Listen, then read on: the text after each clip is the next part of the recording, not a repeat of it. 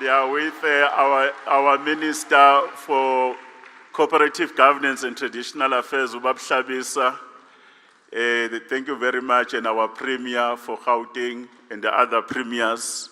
Let's just give them the round of applause while they are joining us on stage.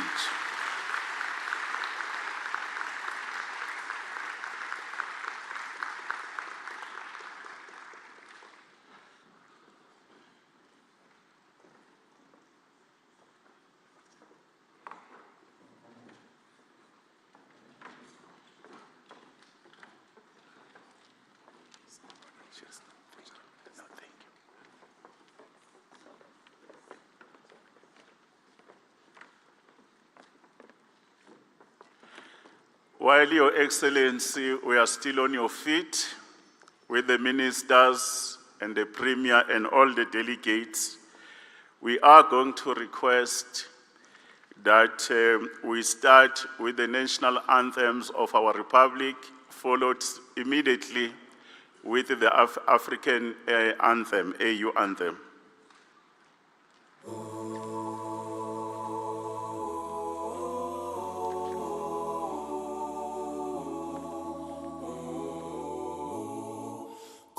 Sikeleli Afrika malupagani supondolwayo izwa imitanda zoyetu kosi sikelela tina lusapolwayo murena buluka sechaba sa Yesu ufedise tintwale matwenye usebuluke sibuluke sichabasa Yesu sichabasa South Africa South Africa Uit blauw van onze hemel, uit die diepte van ons zeer, oor ons eeuwige geberdes, waar die kranse antwoord geeft. Sounds a call to come together, and united we shall stand. Let us live and strive for freedom in South Africa.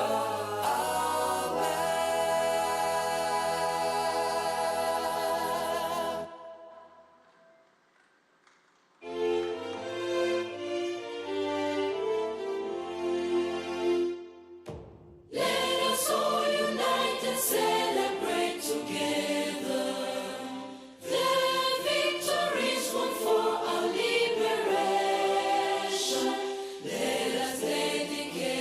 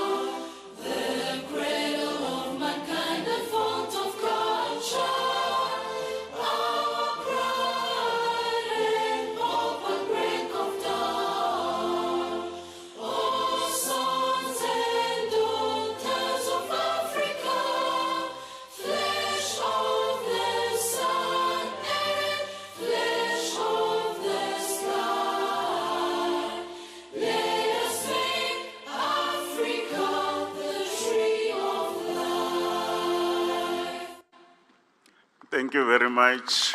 We'll ask Your Excellency, your ministers and the delegates to take your seats. At this stage, as a requirement of occupational health and safety, we are going to have a clip so that when there are issues of emergency that requires the delegates to respond in a particular way, let's proceed and show that particular clip. Thank you. Welcome to Gallagher Convention Centre. Please note that our venues are non-smoking zones. Kindly mind the venue's specific safety information. For any matters not addressed in this briefing, you can reach our security on 011 266 3026. The restrooms are located in the Hall 2 link. The smoking area is in the lower lobby outside the glass doors. No glassware may be removed from the venue. In the event of an emergency, a siren will sound, and the fire marshal, dressed in a yellow reflector jacket, will announce the emergency. On their instruction, the venue will be evacuated, and the visitors will be led to the assembly point. There are 5 fire escapes for this venue. 4 on the southern side of the hall, leading directly to the assembly point. 1 at the eastern side of the hall, leading to the main entrance next to Richards Drive. In the event of a medical emergency, please make your way to the dedicated medic room for this event. Thank you for paying attention to this safety briefing.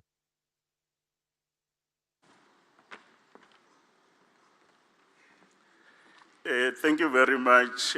Because of issues of time, there are certain items that we will shift a little bit because His Excellency has a tight schedule. Your Excellency, Mr. President, our Minister of Water and Sanitation, our host, Minister Majodina, and your colleagues, ministers in the IMC for Water and Sanitation, Inkosi, Ubabhlabisa Bulawayo, Minister Nkadiming, Premier Lesuf and colleagues, and other premiers that have joined here, President of SALGA, the leadership in Parliament, Portfolio Committee led by the Chair, and all our stakeholders. Access to safe sanitation and hygiene is enshrined in our Constitution and other laws as the most basic need for health and well-being. Most of our communities and sectors are already experiencing severe water insecurity, scarcity, intermittent supply, and no supply at all. Our department, led by Minister Majodina, is projecting that water scarcity will increase due to impact of climate change. Our minister, as directed by President, has identified 100 municipalities out of 144 that are experiencing service delivery challenges. A number of these municipalities, Your Excellency President, are unable to discharge their constitutional responsibility in a number of areas. And our reports from National Treasury, govt, DWS, the Auditor General and research institutions, they have demonstrated that only few municipalities at this stage are able to discharge this function. And many of our communities and citizens and other sectors are subjected to widespread water and sanitation delivery failures and a lack of responsiveness.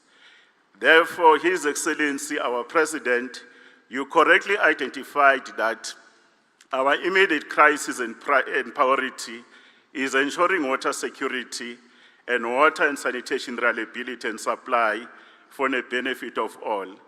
Taking the call from you, Her Excellency, the Minister of Water and Sanitation, has answered your call, Mr. President, on how to increase investment in water and sanitation infrastructure, protection and restoration of water-related systems and hygiene, and ensure the reliability of supply.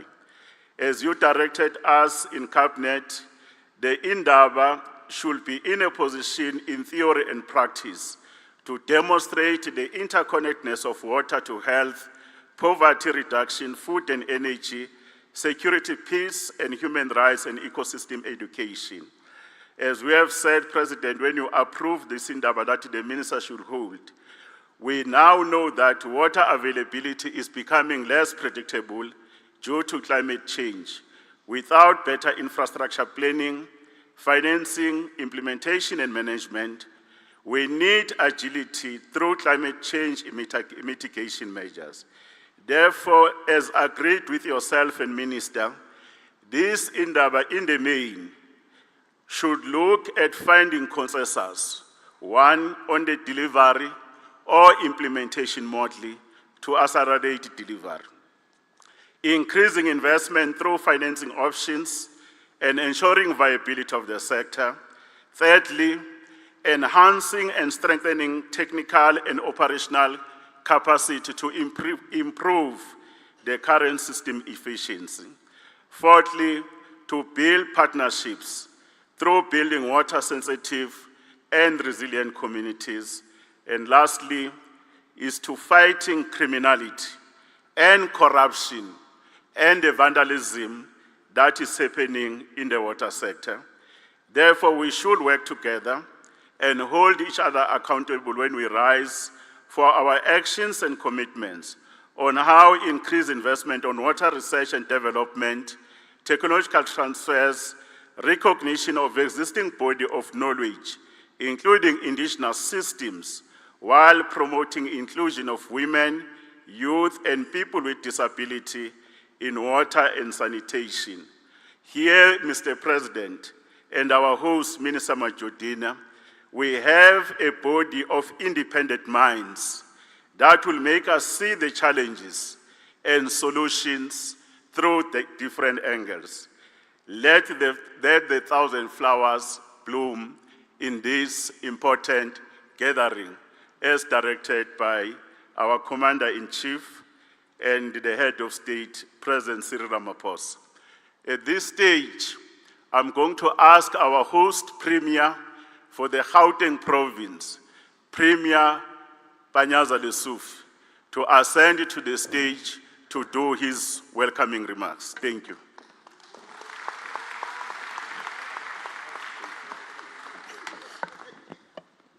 Thank you so much, Deputy Minister. Truly appreciate it as a program director. Our President, Honorable President Cyril Ramaphosa, Minister Phemi Majodina, Deputy Ministers that are responsible for this portfolio of water, Ministers that are here, the Minister of govt, Honorable Minister SABC, the Premiers that are here, and other Deputy Ministers that are here. President Minister Phemi Majodina, Babes Wamanzi, has convened all of us here under one roof so that we can plan together. She has convened us here under one roof so that we can share ideas together. She has further convened us here under one roof so that we can strategize and pave a way forward that will resolve challenges that we have of water. Gathered here are experts in water. Gathered here are researchers in water. Gathered here are people that have made water their terrain of struggle. Ours is to consolidate our ideas, package them, and ensure that our people get access to clean water. The good thing about this gathering, President, is that we will avoid duplicating ideas, we'll avoid duplicating strategies, we'll further avoiding duplicating things that we can do together separately and having an impact. So we are not only excited as the Gauteng province to host you, we are looking forward to the resolutions and the ideas that will be formulated in the next 2 days. President, reality is, and that's exactly what the Deputy Minister have said, that our major challenge is not the shortage of water, but is the management of water and the distribution of water in our province. We have stated during the State of the Province address of the province that we've identified 13 challenges that we call G13 as problems that need to be resolved by government. High on that agenda is the issue of water. During the month of November, December, many communities in Gauteng were going through difficulties of water. Through the assistance and intervention of the minister, the deputy ministers, provincial government and local government, we took decisive decisions that were delaying. And I want to thank Minister Pemi Majodina, not only for her presence, but for her firmness on some decisions that need to be taken, whether other people like it or not. As I'm speaking to you, Minister President, we've managed to unlock the blockages of 2 pumping stations that were making it difficult for water to be pumped to our citizens in our province. For that, I want to thank the Minister. Minister, last 2 days, you confirmed something that had been said to me many years ago, that Stone Age didn't end because that generation ran out of stones. Stone Age ended because new ideas were planted. In the last 2 days, together with Rainwater, I've seen the new Jerusalem, where the new form of purification of water and the new form of transportation of water and the biggest treatment plant will be built so that we can solve future problems of water in our province. And I want to thank Rainwater and their team, especially their board, for this commitment. This, appropriately launched, will resolve majority of our problems in our province. And thanks again, Minister, for giving us guidance and for giving us support. And everyone that is here, thank you once more. We are looking forward to our ideas, but most importantly, we are looking forward to the implementation of those ideas so that we can confirm water is life, sanitation is dignity. Thank you so much for your attention.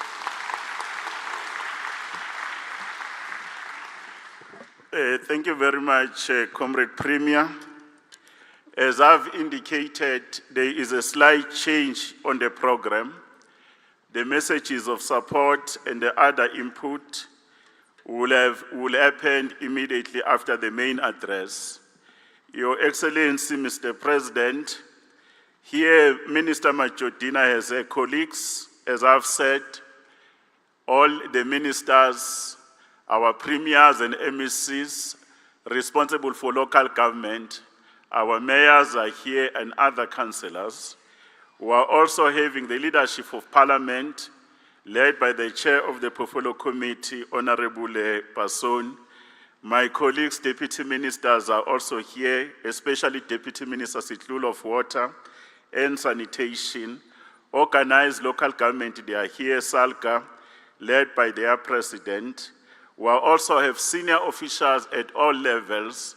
Our DG, Sean Phillips, supported by the other heads of department and your office in the presidency, the provincial HODs, at the very same time, the MMs or city mayors, who are also supported, Your Excellency, by business, that are actually one of the biggest users here, whether in agriculture, in energy, and all the other sectors, including the experts and the brain trust that must be having the wherewithal to solve the water issues.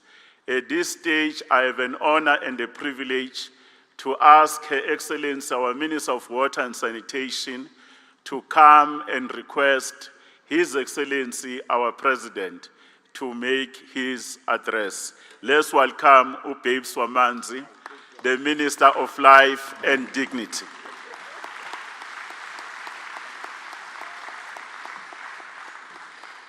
Thank you very much, DM Mahlobo. Let me stand on the established protocols to save time. And Honorable President, allow me to apologize that we did not start on time because some of our delegates only arrived this morning for their accreditation. Hence, we had to change the program. I'm still going to greet all delegates here in accordance to their structures as they've attended this session. But as we have spoken, President, on the 6th of February, during the State of the Nation address, that water is now priority number one. Here are the brains, here are the heads that come together to say, how do we respond to that as the water sector? This is the sector that will make the economy grow. This is the sector that will make livelihoods to be safe. This is the sector that will make development to prosper in our areas. Allow me, delegates, to invite a person who needs no introduction. He has been in government. He was the deputy president. He is now the president. When he came in, he was called President Tumamina. Now he's called President Ramza. Allow me to invite on stage the President of the Republic of South Africa, President Cyril Ramaphosa. Can we stand to give that honor to the President? Thank you very much.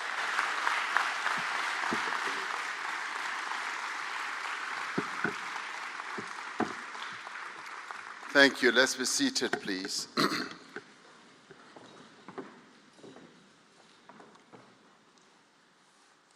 Program Director, Deputy Minister Mahlobo, the Minister of Water, Sanitation, Phemi Majodina, who today, as I saw her, I said, you look like water indeed.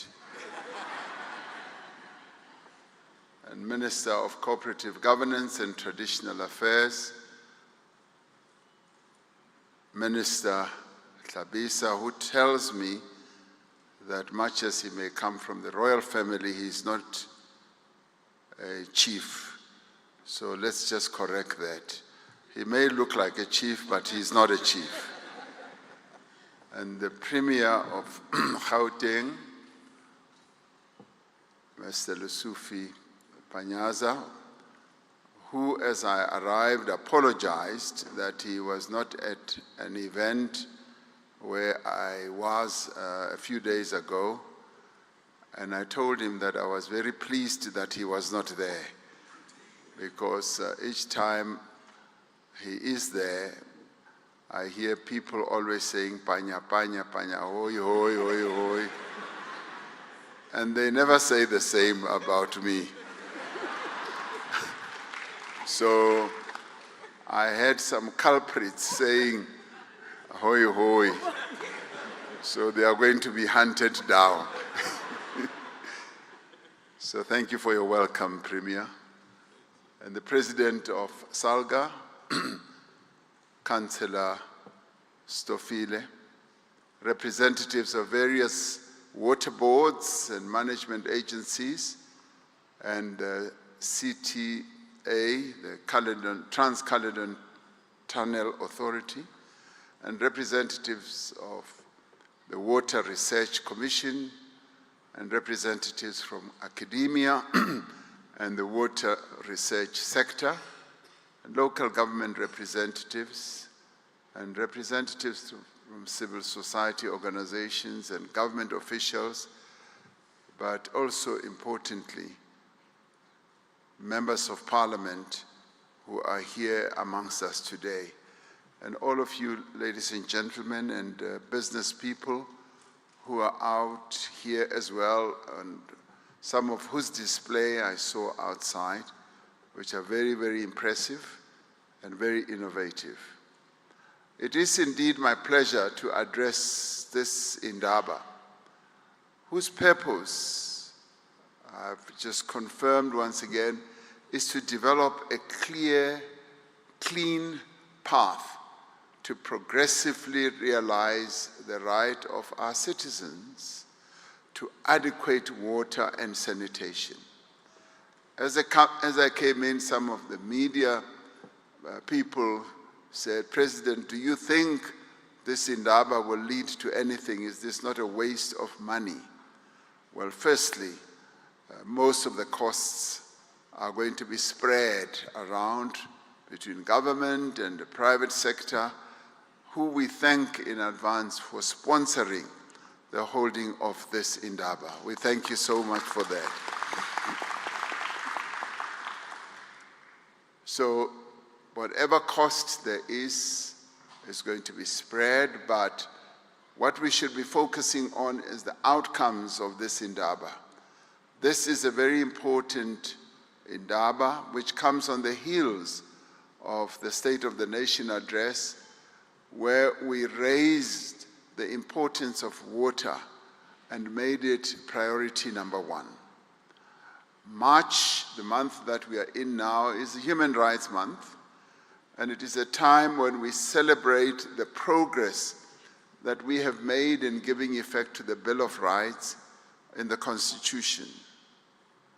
Coming from an apartheid past where rights, one, were not written in any document, where rights were arbitrarily are given and taken away. Now we have a constitution that sets out the rights of our people. And we are one of the very few countries that has a constitution that also talks about this important resource that we are about today. These rights, including the right to access to sufficient food and water, are interrelated and interconnected and interdependent. At their center is the most fundamental right of all the rights, the right to human dignity. Beyond being a strategic national asset and a national resource and a key enabler to economic growth and the supporter of life, the provision of water is about restoring and affirming the dignity of all. Water and sanitation are key to our development. As such, water stewardship, namely its governance, its management, and equitable distribution, is a national priority. Perhaps we need to start with understanding what this important resource called water is all about and what it does to sustain human life and to drive economic development. There's a global commission that has been formed on the economics of water, in which one of my presidential economic advisors, Professor Mariana Mazzucato, sits, which was established to redefine the way we value and govern and manage water. They define water as essential for life, which we should all know, and say that it moves in a complex and often invincible way all around us. They argue that from its source, from whence it cometh, and to where it sinks in the ground, water connects every creature on the planet, animals and human beings. They categorize water as blue water and green water. Blue water, they say, is found in rivers, in lakes, and aquifers. And underneath our feet and soils, the soils hold moisture, essential for plants to grow, and this is called green water, as these plants release green water back into the atmosphere. Now, as a country, we can be proud of the progress that we have made in fulfilling the basic right that is enshrined in our Constitution, the right of our people to have water and to have dignity.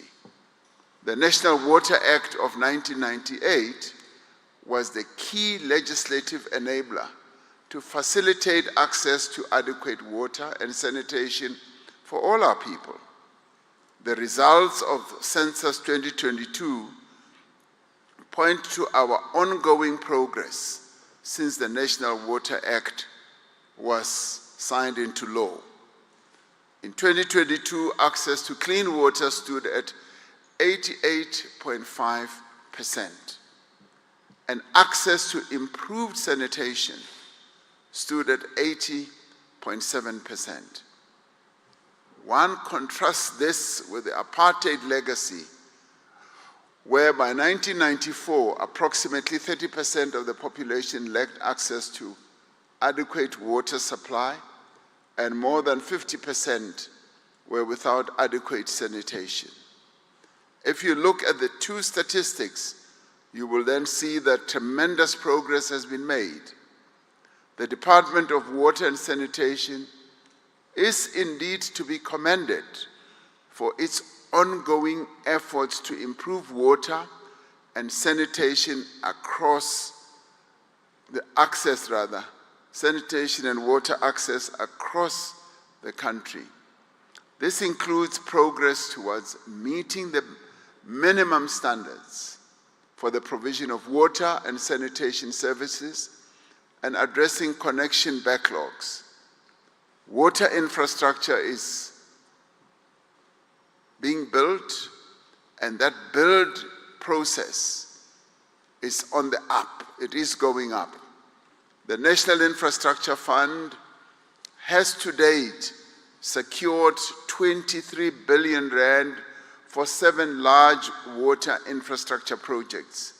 And phase 2 of the Lesotho Highlands water project has resumed, as has the work on the Umkomazi Dam, and the preparations are underway for the construction of Ntabelanga Dam on the Umzimvubu River.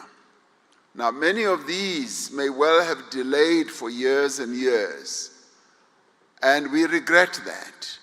We've been talking about a number of these projects, like Umzimvubu Dam, for well over 10 years.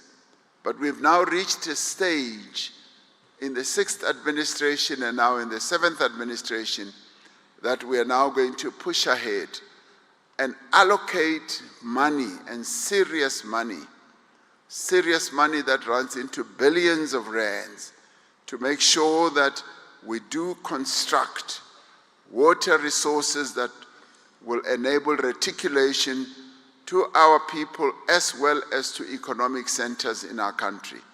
That, in my book, is progress. So progress is being made, much as we are going through a number of challenges. Challenges of water shortages in Gauteng, water shortages in eThekwini, and water shortages even in rural parts of our country.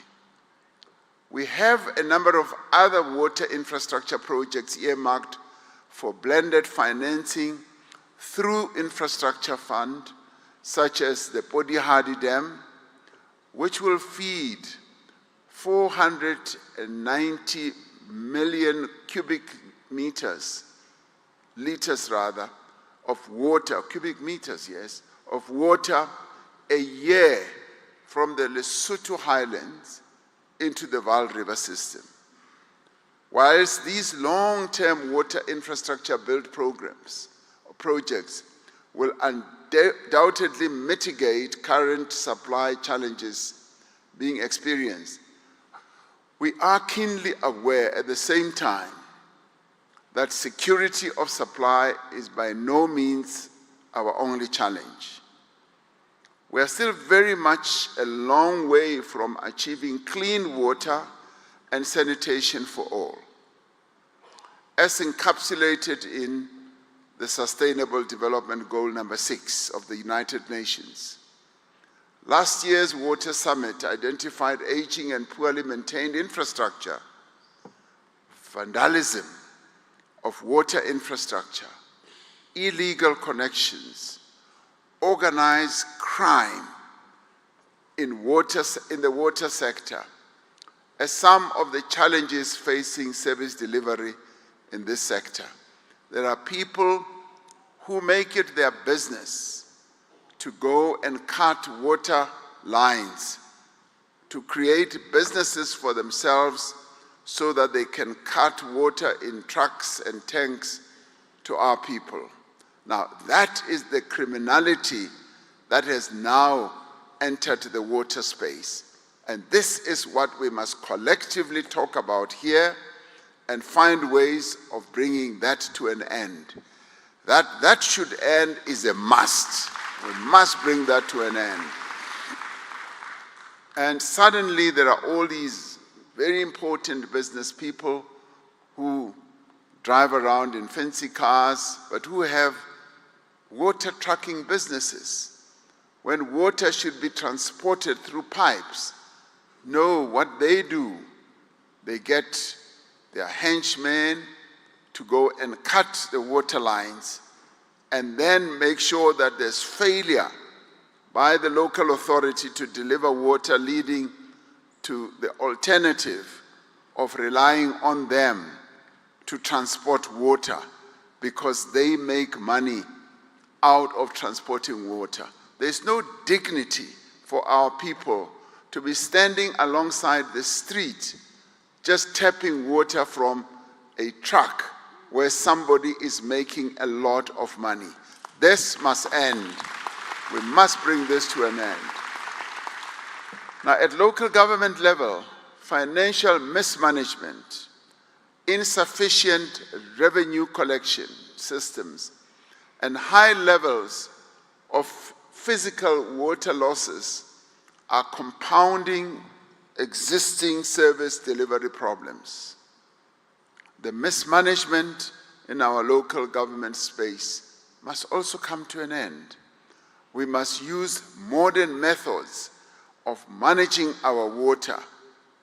We must use advanced methods of making sure that the management of this very important resource is well managed. These challenges have been consistently reflected in the reports of the Municipal Strategic Self-Assessment, Stats SA, and the Auditor General. She recounts events and instances and cases where water is now treated as a business and where corruption is quite plentiful. With this dire state of affairs, we have seen declining private sector investment in water infrastructure, a situation that is only now improving. By equal measure, municipalities themselves have not reinvested the revenue they earn from the provision of services to the upkeep of key water infrastructure. Governance challenges and inefficiencies at the various reporting entities, including water boards, have long been in the public domain. A number of water boards have been or are the subject of probes by the Special Investigating Unit or the SIU for corruption and fraud. These are problems impacting a country with a growing population. That is one of the most water-scarce countries in the world. Much as the Premier says, we do not have a water availability problem. We do, but the key problem is in bringing water to the people. This water Indaba must be located within the broader global context. The World Resources Institute estimates that the biggest challenge in water demand between now and 2050 will occur in sub-Saharan Africa. It ranks South Africa amongst 25 countries that are extremely water stressed and that are currently using over 80% of their water supply to meet domestic needs. At a global level, the climate crisis will further exacerbate not just South Africa's, but the world's water security. Now, these factors make for what is called a perfect storm, where dry taps, broken infrastructure, and poor management of water resources at local government level is fueling growing public discontent. And we can see it in a number of areas in our country when our people who rely on government to provide water are dissatisfied, are unhappy, and are even taking to the streets protesting about the lack of water. Grievances with water and sanitation delivery are behind a number of social protests across the country. In the State of the Nation address earlier this year, we defined a secure and reliable water supply across the country as an urgent strategic priority. And it is our expectation that this water indaba will be focused, will be precise, and outcomes-based, and not just a talk shop or be about deliberations. And I'd like to congratulate the Minister and colleagues that she works with for holding this indaba soon after the State of the Nation address. It shows that they are becoming action-oriented, and I want to see that continuing going forward, because this indeed is an emergency. What is needed is an urgent and high-level national turnaround plan on water is that it should firstly align to the Government of National Unity's medium-term development plan 2025 to 2029. And secondly, that it should harness the momentum of the reforms in the sector. Operation Vulindlela has prioritized reforms in the water sector to improve water quality, to catalyze investment in the construction and maintenance of water infrastructure, and strengthen regulation in the sector as well. Under the 6th administration, we reintroduced the drop water quality monitoring system as an important incentive. The reports are particularly important in an area where water resources are key to tourism, to agriculture, as well as to other sectors, and basically to the livelihood of our people. As part of the structural reform process that we are involved in, we have been able to significantly reduce the turnaround time for issuing water use licenses.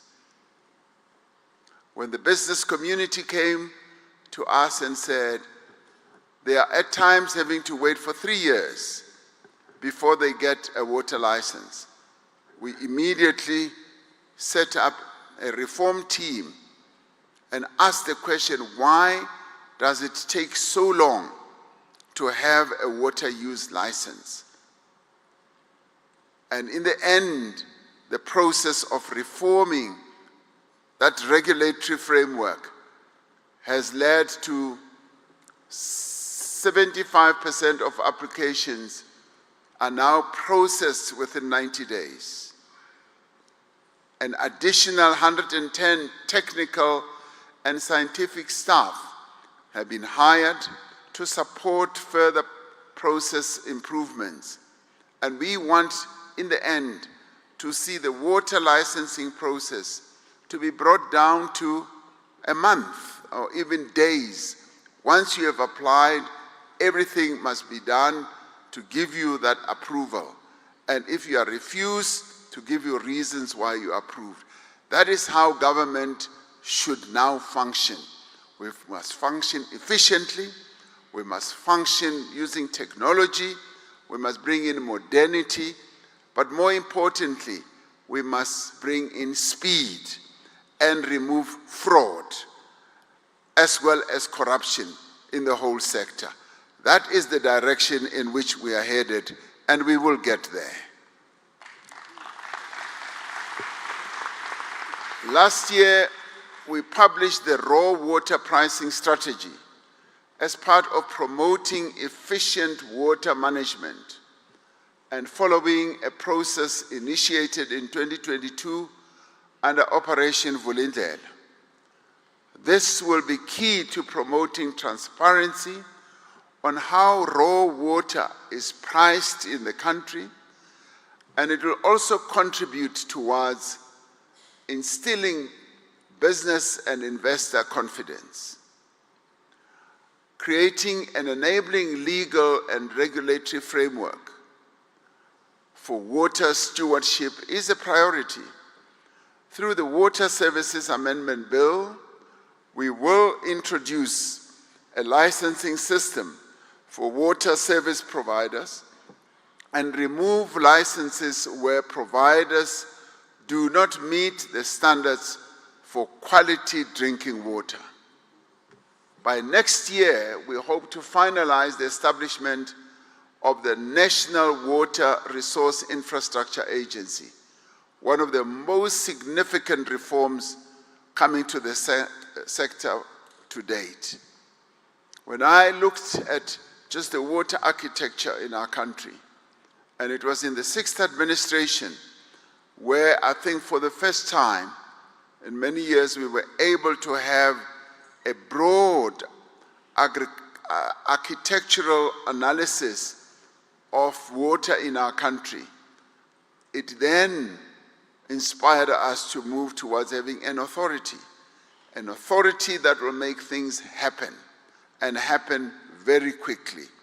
One of the things that we did in the past was to introduce, for instance, and establish the road agency, SANRAL. When we did, we were then able to lay out roads throughout our country much more effectively and efficiently. And this is precisely what we are also seeking to achieve through this agency. So this agency will bring strategic alignment, consistency and accountability to the various institutional arrangements for water stewardship that have to date proven to be less than ideal. As we do all these things, we have implemented a number of strategic interventions to enhance the delivery of water services in municipalities and support them to address their water and sanitation challenges.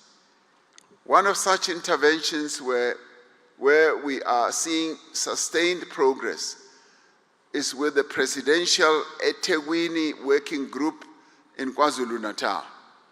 The ongoing oversight of the Presidential Water Task Team will augment these efforts, and I'm pleased that some of its members are here today and can testify to the way in which it is improving the whole water system in eThekwini. Resolving our country's water and sanitation challenges necessitates deepened collaboration between all stakeholders in the water resource management system. And that is why I'm so pleased that there are so many participants from various subsectors of the water ecosystem. And there needs to be greater cooperation between the national and provincial government, the water resource management entities, and the private sector, as well as the local government sector, to support the turnaround of water stewardship. Now, if we treat water as a top priority that can sustain the lives of our people as well as drive economic growth in our country, it is in the water sector that we need to show our seriousness and our determination to resolve the challenges we have. And much of this focus must be on supporting service delivery at local government level where it matters most. It must be about resolving the problem of water leaks. I'm told that we lose up to 54% of our water through leakages along the whole value chain, apart from the theft that takes place. Now, structural reforms in the water sector, as vital as they may be, cannot be effectively implemented without local government being strengthened. My call, therefore, to national government as well as to provincial government is to use this Indaba as an opportunity to chart a practical course for supporting municipalities across the country in the delivery of water and sanitation. For example, municipalities are not effectively leveraging, for instance, the likes of the Urban Settlements Development Grant, the Municipal Infrastructure Grant, and other ring-fence financial resources to improve the provision of these services in their local areas. And it is when they wake up and are able to utilize these facilities, financing facilities, that they will be able to gain traction. And it is a shame when one often hears that municipalities have returned money to the fiscus without utilizing it, and yet the service delivery needs in their areas are so huge. Now, for its part, local government leadership needs to prioritize turnaround strategies for their respective water services authorities. It will be crucial that the recommendations of the 2024 Water Summit, as well as of the various reports, including the drop reports, are actually implemented as part of their corrective plans. So this Indaba must therefore not become an exercise of problem diagnosing. We should not be here to diagnose the problem. We know what the problem is. We know the problem of water in our country. The challenges are well known. What is needed now is course correction. We need to correct what is going wrong. And we also need a comprehensive plan that will expand access to water and sanitation services, improve the quality of water and sanitation infrastructure, and bring stability and good governance to all the entities involved in the South African water stewardship. As I was coming in, one of those who are displaying their wares, they've been involved in the whole challenge of removing pit latrines in schools. And I asked them, why is it taking so long? Because we must treat the issue of sanitation as a life and death type of challenge. We've had children dying in pits in our schools, and that must come to an end. And we've got the technologies to bring that to an end. Please, let us save our children's lives in our schools through good sanitation. And there's just no reason why things that can be done take so long to be done. I'm now saying to my colleagues that with every memo they bring, with every proposal they bring, it should no longer just be what are the financial implications, what are the constitutional implications, what are the legal implications. I now say, what is the time frame? I want to see what the time frame is, because everything must be done in a hurry. Because we often take decisions, and after taking decisions, we park them to the side and leave them on the shelf, and every day becomes mañana, mañana, mañana, and we will see one other doing it another day. And we must now act quickly, and so quickly as it should be like saving a person from a burning house. And this is the emergency activity of implementation that we must now underpin everything we do. When we take a decision, we must say, when is it going to be implemented? It should no longer be, will it be implemented? It should now be, when will it be implemented? Once we've done the financial costing. It has been said many a time that as humans, we can survive for a time without food, but without water, there is no life, and we will perish.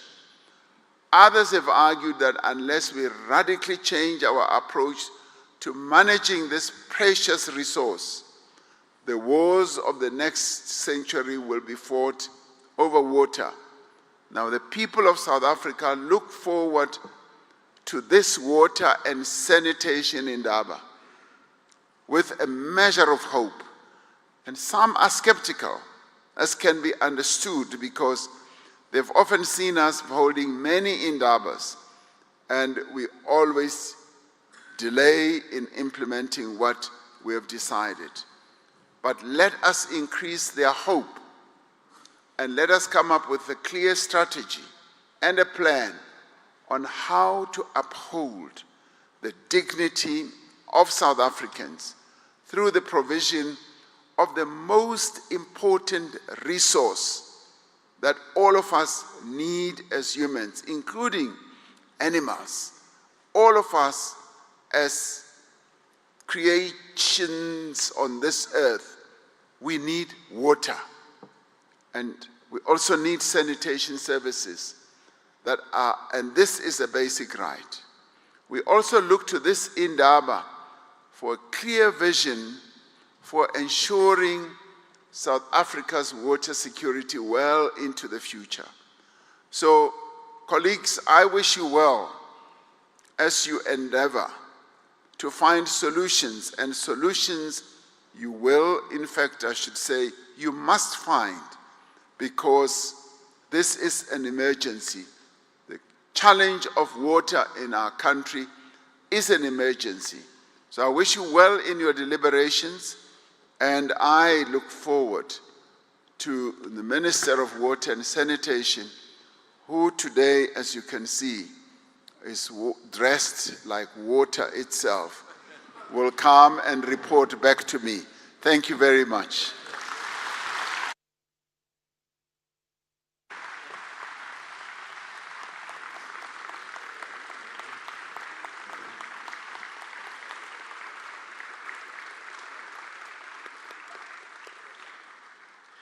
Thank you very much, Your Excellency,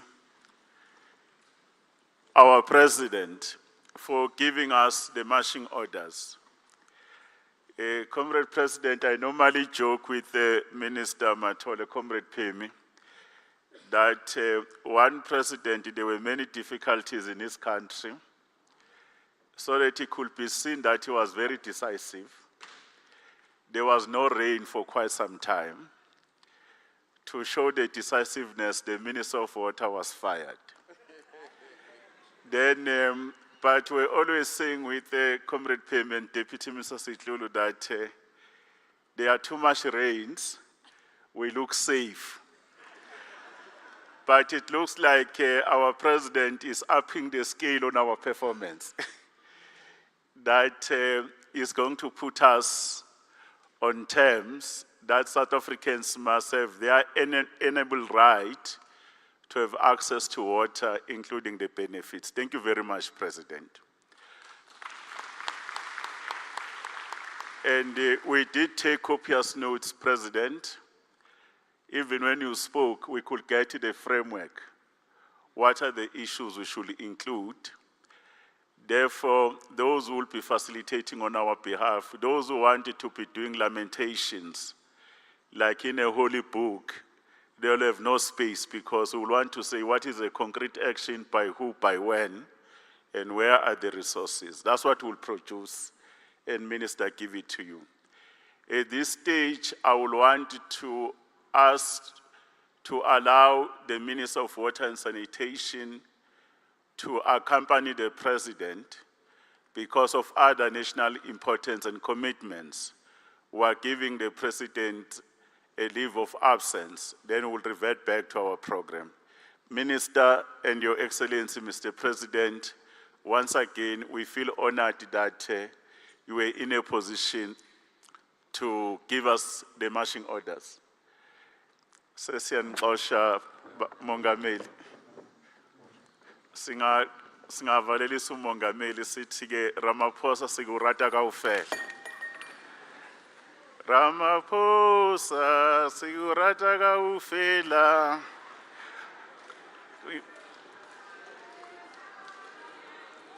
Oe molo molo.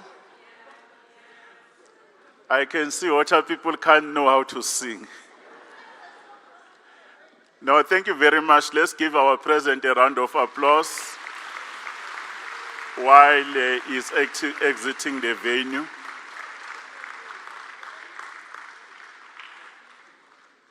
We are going to request that the President of SALGA, my brother and the leader, Comrade Stofile, should come and make the messages of support.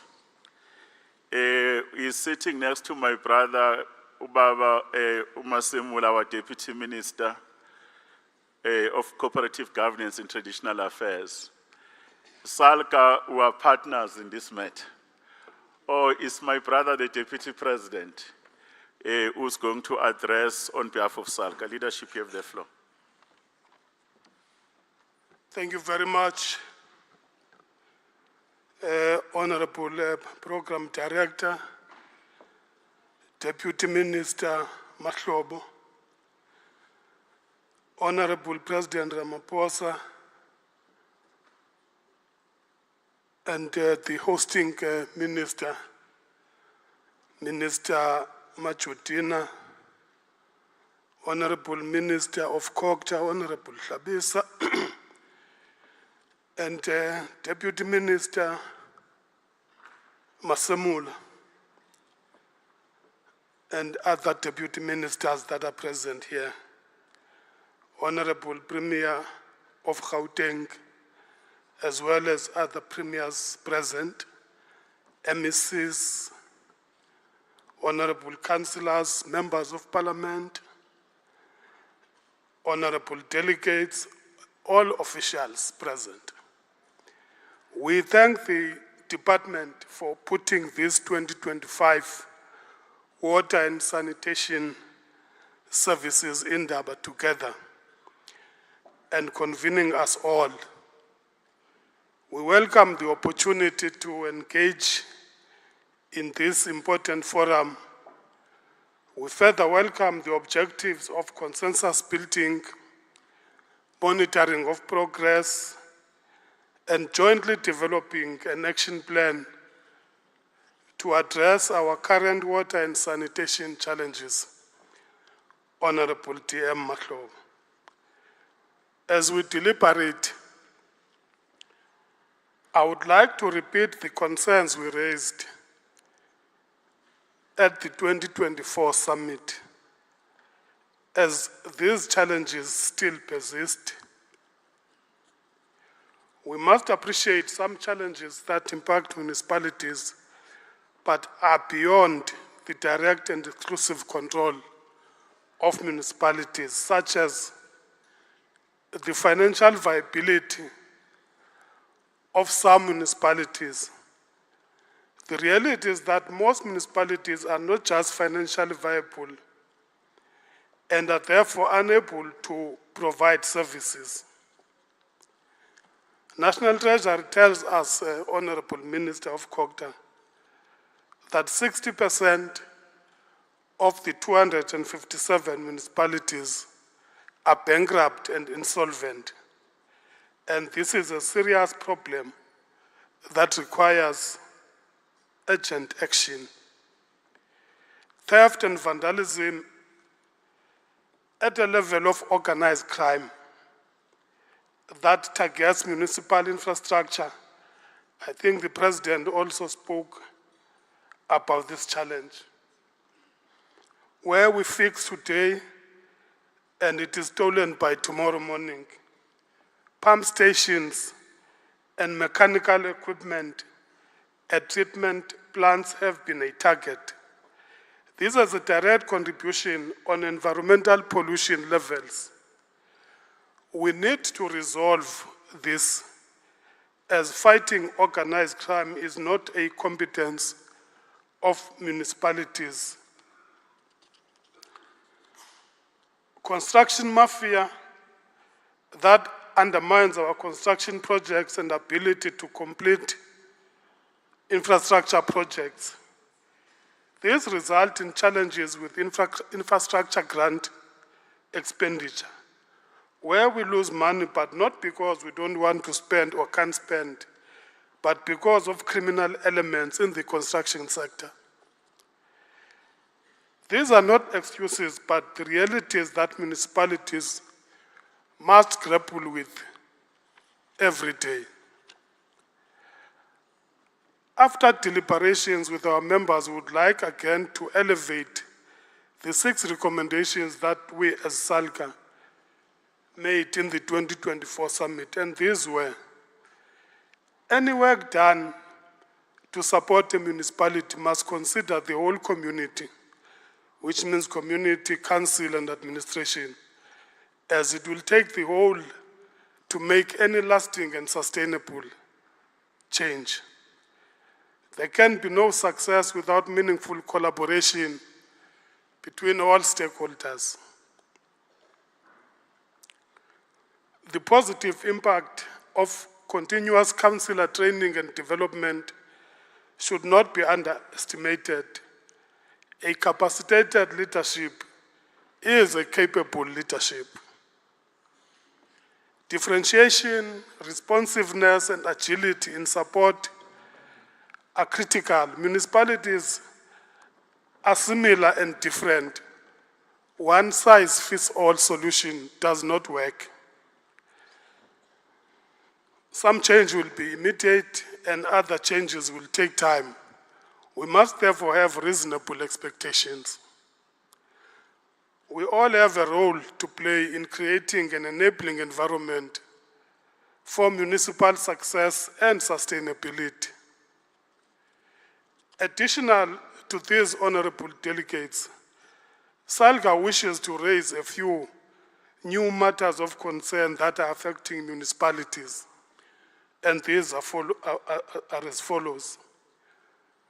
We met as SALGA and the Department of Water and Sanitation political leadership in August 2024 and agreed to establish an intergovernmental platform for water and sanitation. This would enable the local government leadership to meaningfully engage with the ministry on a consistent and continuous basis. We have, however, not made progress in establishing such a platform. The matter of the independent economic regulator for the water sector in the medium term and working better in bulk water tariffing consultations by the water boards. Most municipalities have indicated that they cannot afford the proposed water board tariff increases that are far above inflation of 4.5%. The proposed average increase by the water boards is 12.5%, and this is simply not affordable for municipalities. The opening of criminal cases against municipalities for pollution and how support through the infrastructure grants may be a better solution. We are one government, let's collaborate and not criminalize one another. And we want the same thing at the end, that of servicing communities. We are also awaiting feedback on the local government position on the Water Services Amendment Bill. We made substantive inputs and stand eager to work collaboratively in improving and modernizing our legislative landscape. We also call for greater transparency and accountability in the Water Services Act, Section 63 interventions by the Department of Water and Sanitation. We have had many instances where we feel due process is not always fully followed. This is resulting in these interventions having negative outcomes for municipalities. We also want to raise concerns around national reform program like Operation Vulindlela. While we acknowledge the need to find solutions to improve the status quo, this must be done in an intergovernmental and collaborative manner with meaningful consultation and engagement. Local government is not a junior sphere of government and should be part of crafting solutions to the challenges we have. I also wish to assure the country that we are committed to realizing water security, Honorable Minister. But we call for an inclusive and collaborative approach in reaching this mutual beneficial destination. Thank you very much.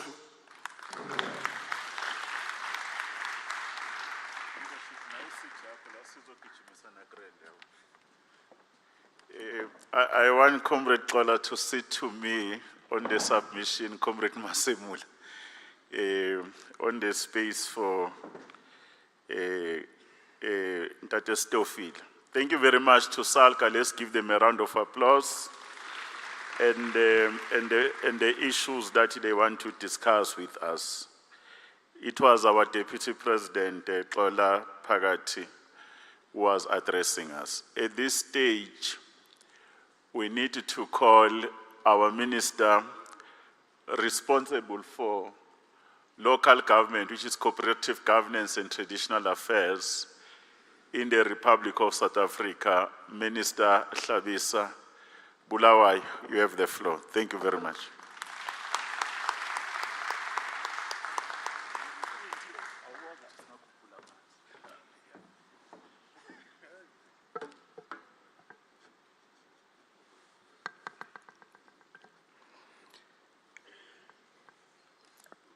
Thank you very much, Program Director, the Honorable Deputy Minister Umahlobo.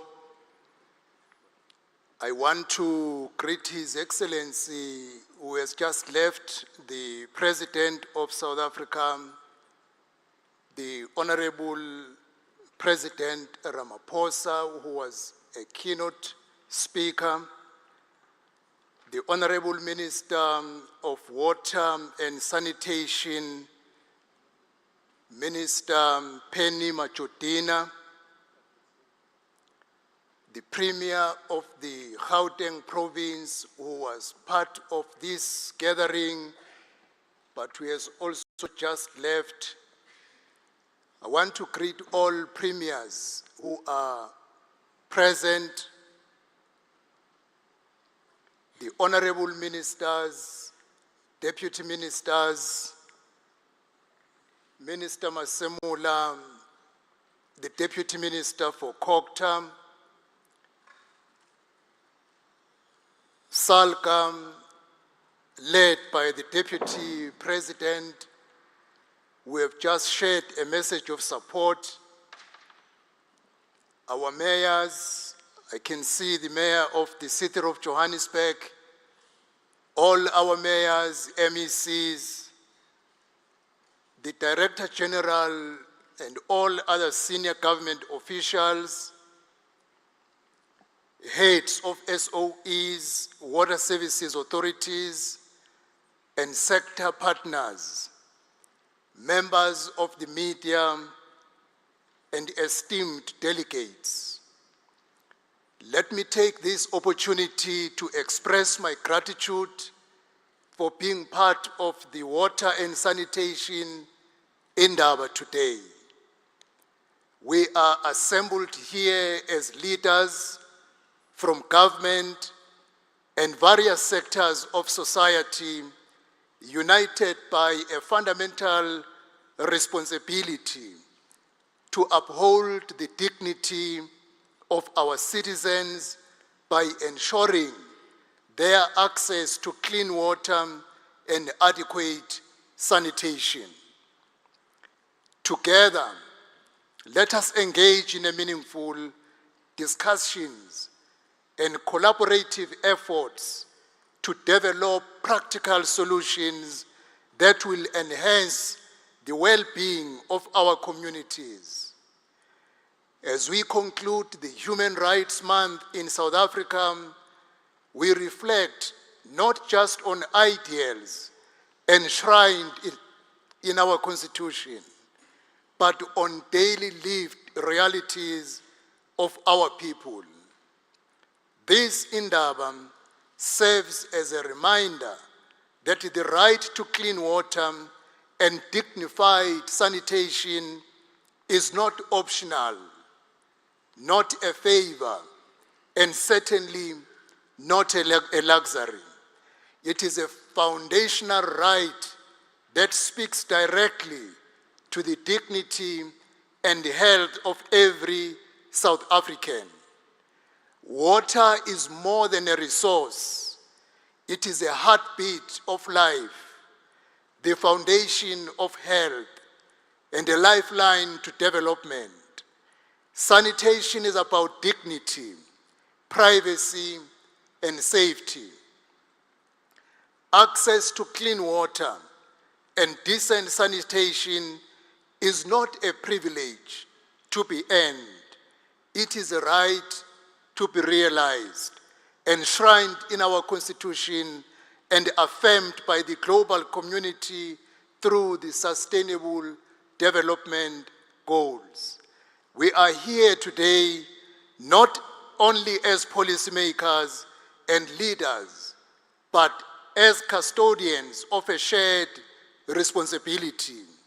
We must confront the reality on the ground, a fact often obscured by numbers but lived out in the daily life struggles of our people. Today, 3 million South Africans still do not have access to safe drinking water, and about 14 million, many of them women and children, live without proper sanitation. The forces driving these crises are complex, ranging from rapid urbanization, climate change, decaying infrastructure, and municipalities strained by financial and institutional distress. We appreciate and welcome the introduction of incentive-based regulatory schemes, namely Blue Drop, Green Drop, and No Drop programs. These programs have brought to light what many communities already know and experience daily. The system is strained, and in some areas it is broken. Only 40% of water systems meet microbiological safety standards. Nearly half of our water treatment systems are at medium to critical risks. Wastewater treatment works, many of which are located in rural and small town municipalities, are failing to meet even the most basic environmental standard. Non-revenue water, which is water lost through leaks, theft, or mismanagement, now stands at 46.4%, costing the country billions of liters every year. As govt, we recognize that water and sanitation are primarily local government functions. However, the local sphere cannot be left to struggle alone. Our role is to support, intervene, and enable. COGTA has redirected 494 million rands from the municipal infrastructure grant to support the refurbishment of 21 dysfunctional wastewater treatment works. Through MISA and the Results Management Office, we are providing project management, planning and compliance support to 54 water services authorities. We have worked with the Department of Water and Sanitation to review and accelerate over 60 corrective action plans for our municipalities. This Indaba, therefore, must shape our focus to be on collaboration and collective action aimed at creating a more prosperous South Africa. Honorable Chair and Program Director, I want to respond to a comment that is constantly being made that this Indaba is a waste of money, and this money should have been redirected to provide water to our people. COGTA disagrees with that view.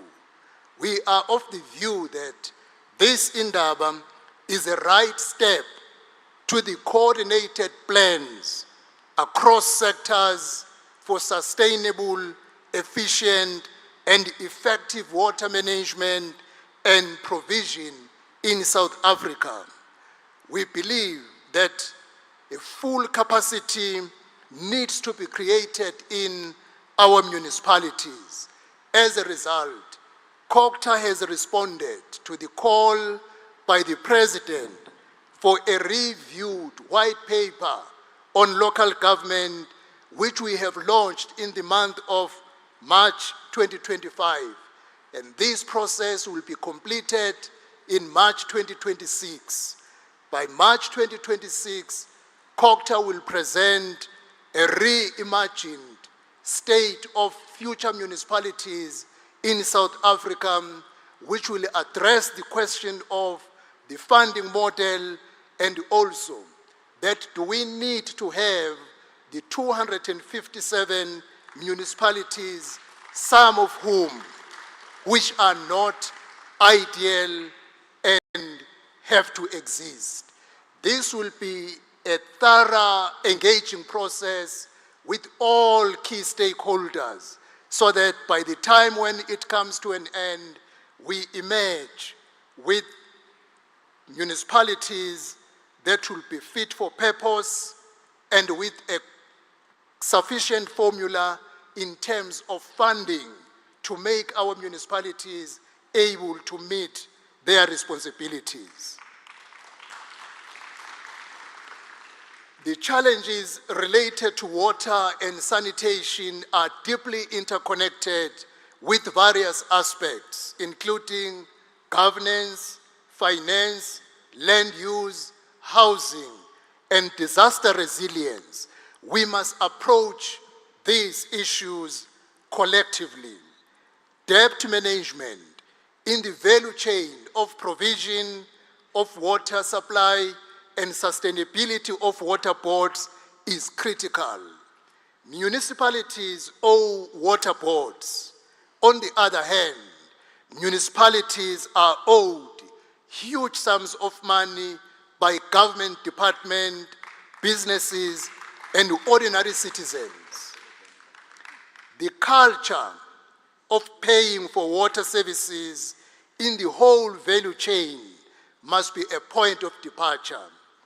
COGTA and Treasury, we are engaged in a discussion which must be concluded in May this year, where all departments owing municipalities must be compelled through Treasury to pay what they owe to municipalities. And also to ensure that once municipalities have been assisted by Treasury to compel government departments to pay municipalities, municipalities therefore will have to ring fence money for water and pay water boards. To this end, we advocate for a comprehensive approach to prevent the collapse of water boards due to water debts. We call upon the businesses and all citizens who are not indigent citizens to make municipalities functional by paying the water services. Through full collaboration among government entities and societal stakeholders, water security can be achieved. This includes aligning planning and budgeting efforts across departments such as the Department of govt, Water and Sanitation, SALGA, the National Treasury, and the provincial governments. We must also enhance technical support for our municipalities, particularly those in under-resourced and rural areas. Furthermore, fostering innovative partnership with the private sector, academic institutions, and community-based organizations will be key. Lastly, we must prioritize investment in the climate-smart and resilient infrastructure with an estimated requirement of 570 billion over the next 5 years. Together, we can build a sustainable future for all. As we engage in this Indaba, let us unite under a shared mission to transform water and sanitation from mere necessities into powerful symbols of progress and inclusivity. Together, we can ensure that dignity is uplifted with every drop. Let this be our rallying cry for a future where no one is left behind in the quest for clean water and essential sanitation. govt supports this Indaba, and we are looking forward to positive outcome to support our communities and our municipalities to provide sufficient services. Thank you, Program Director.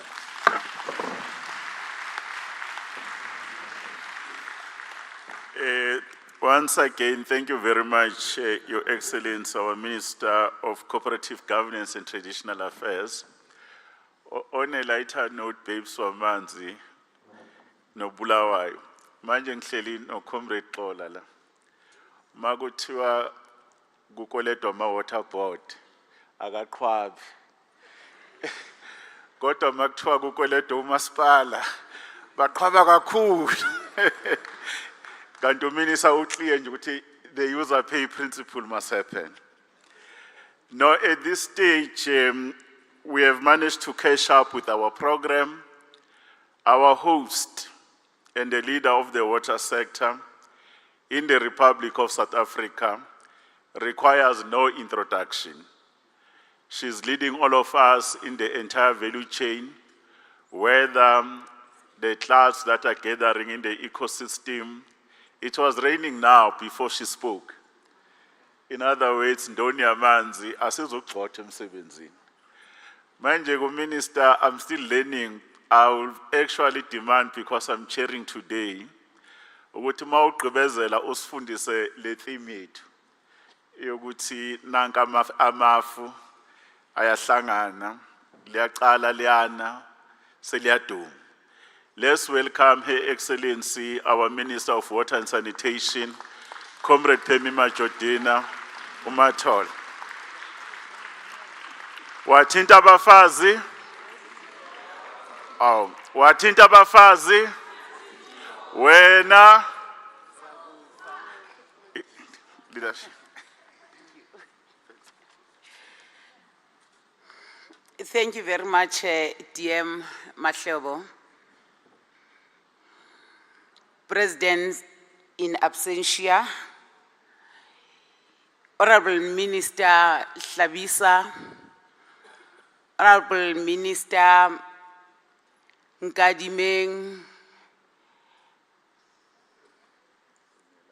Simelane,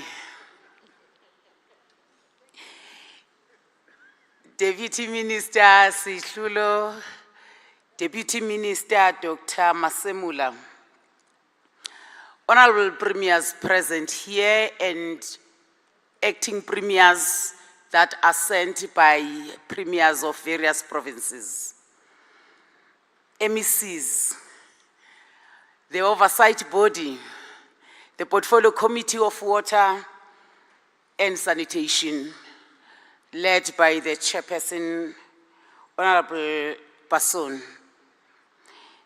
the leadership of SALGA, led by the Deputy President, National House of Traditional and Khoisan leaders, executive mayors, local mayors, city managers, municipal managers, chairpersons and CEOs of water boards and CMAs, representatives of institutions of higher learning, private companies, CEOs of business present here, delegates, ladies and gentlemen, allow me to greet you this midday. I'm going to cut my speech short, but we are going to circulate the speech because most of the issues have been covered by the President, DG and the entire team. We're here today, esteemed guests and distinguished ladies and gentlemen, to take stock of the call that was made by President that water is priority number one. President having said that, how do we move forward as this water sector? We have invited water experts. We have invited the business, especially the business sector, which is a beneficiary to water. The beverage companies, they use and consume a lot of water. And we must come together and say, if you allow this precious resource to perish, we will also perish. We're here because we understand there is no substitute for water. Every drop counts. When there was drought in the Western Cape, it is then we realized that the country can go dry. I want to assure you present here, ladies and gentlemen, that our water balance is approximately very good. We have water in the water resource.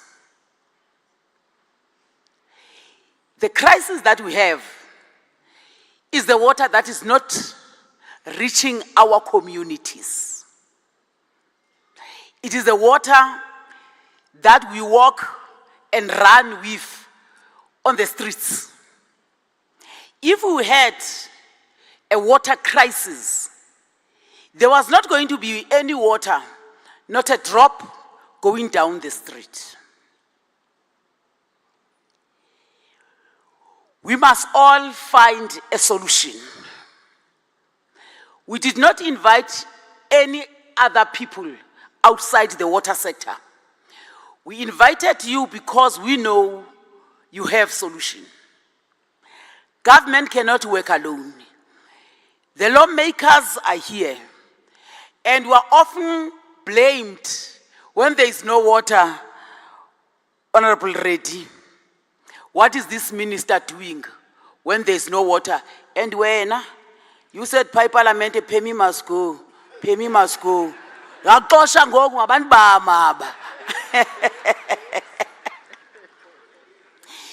is a value chain in water.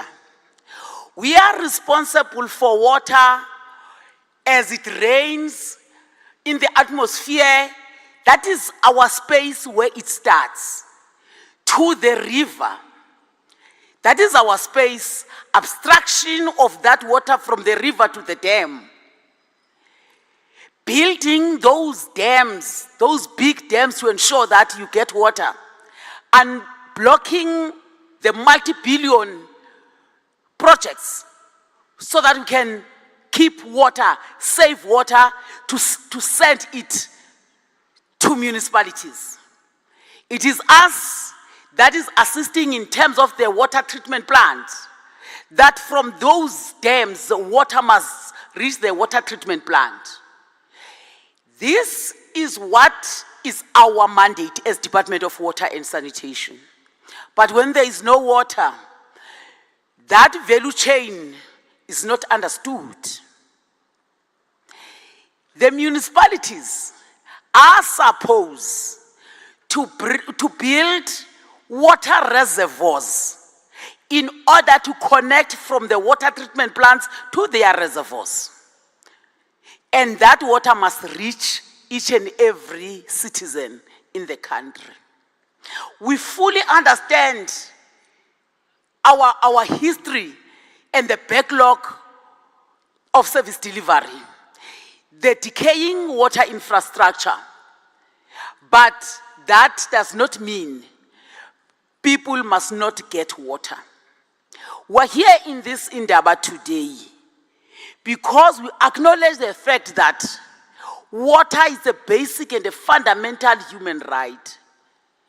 And if we are not working together to ensure that we give our people their fundamental and basic right, we will be violating their right.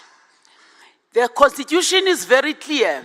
Schedule 4 read with B, it gives a clear mandate to municipalities. Ours is to play a supporting role. Ours is to ensure that we adhere to the norms and standards. We regulate. But the challenge right now is that our people don't have water. There is no economy that can grow without water. Minister Smelane is here. She's a beneficiary of water. She wants to build houses, but as long as there's no water, she can't build those houses. In 2024, there was a developer who wanted to build 40,000 units here in Tshwane. But because there's no water that is sufficient, they did not build those houses. Whilst we acknowledge the fact that our current water situation is in the balance, but there is a research that says it is scientifically proven that water is a limited resource, and with a perpetual climate change, the global community is facing a great challenge when it comes to water provision, specifically in the developing countries. We are part of those developing countries. We may run out of water if we are not managing our water correctly. Water management is what is key now. 4 billion people live under highly water-stressed areas. At least for a month, they run without water. And that is not acceptable. We invited you to be with us as we craft a clear way forward. We all know what must be done. Lawmakers, if you are saying, let's amend the constitution, lead us towards that. Because some of the laws that are there don't allow us to do certain things. I was saying 2 days ago, municipalities through you, Minister Hlabisa, Deputy President of SALGA, I was saying, if you allow us space to assist you, give us space to assist you. The Deputy President have said, we must collaborate. Local government is not a junior sphere. Yes, we fully understand, we know that, but the fact is, all of us must play our role. It is disheartening. We send grants to municipality, Deputy President of SALGA, but that money is returned back to National Treasury. It is not even returned back to us. It goes to National Treasury. The next thing, people don't have water.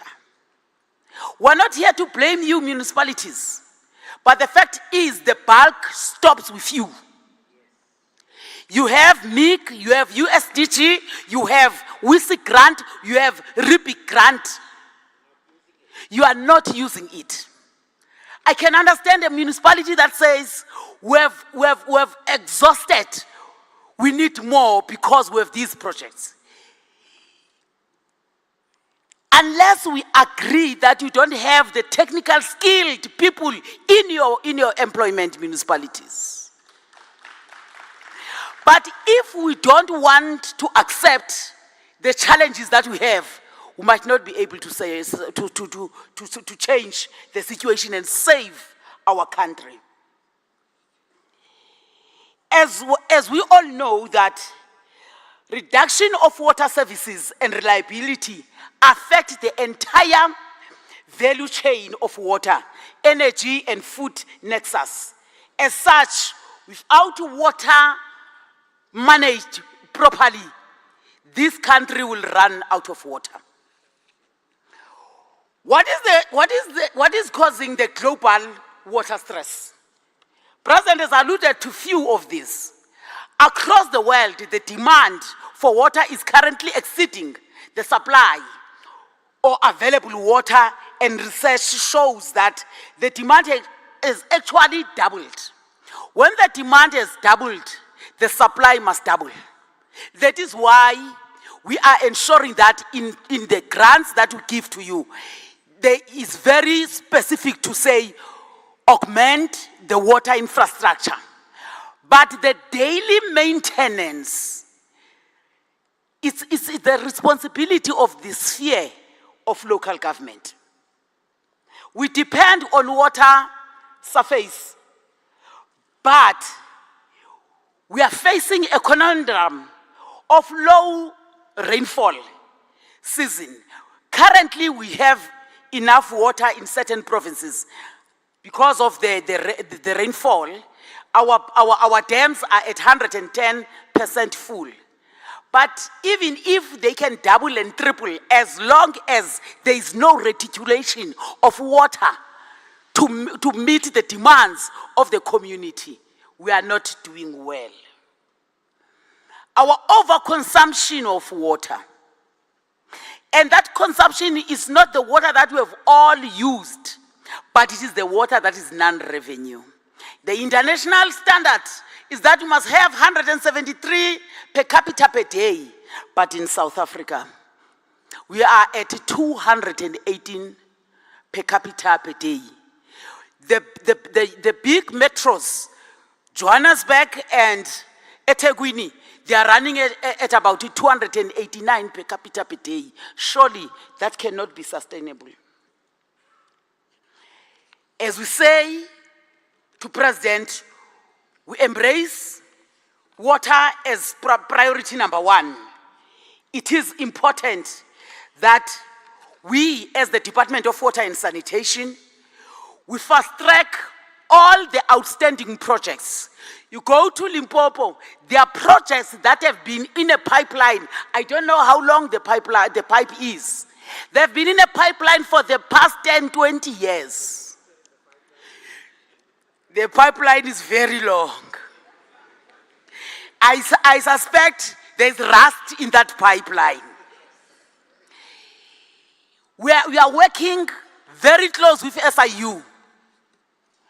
To date, we have recovered through SIU 459 million, which was frauded from the Department of Water and Sanitation. People come, they put invoices to say there is water there. You arrived there, there was never a project of water, but there were invoices. Whoever prepared the invoice and the one who approved the invoice and the one who submitted invoice, ngamasela wonke, we must just sibophe bonke abo bantu. We get allocation of our budget through this portfolio committee. And we must account on each and every cent. When the portfolio committee go on oversight, they come back to us and say, the projects that you funded are nowhere to be found. Where is the community?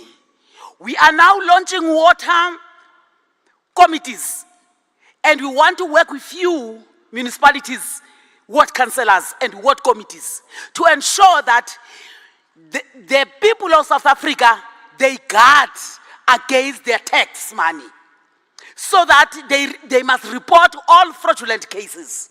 We're going to launch an anti-corruption forum on water and sanitation sector, working with SIU. We've already finalized the terms of reference.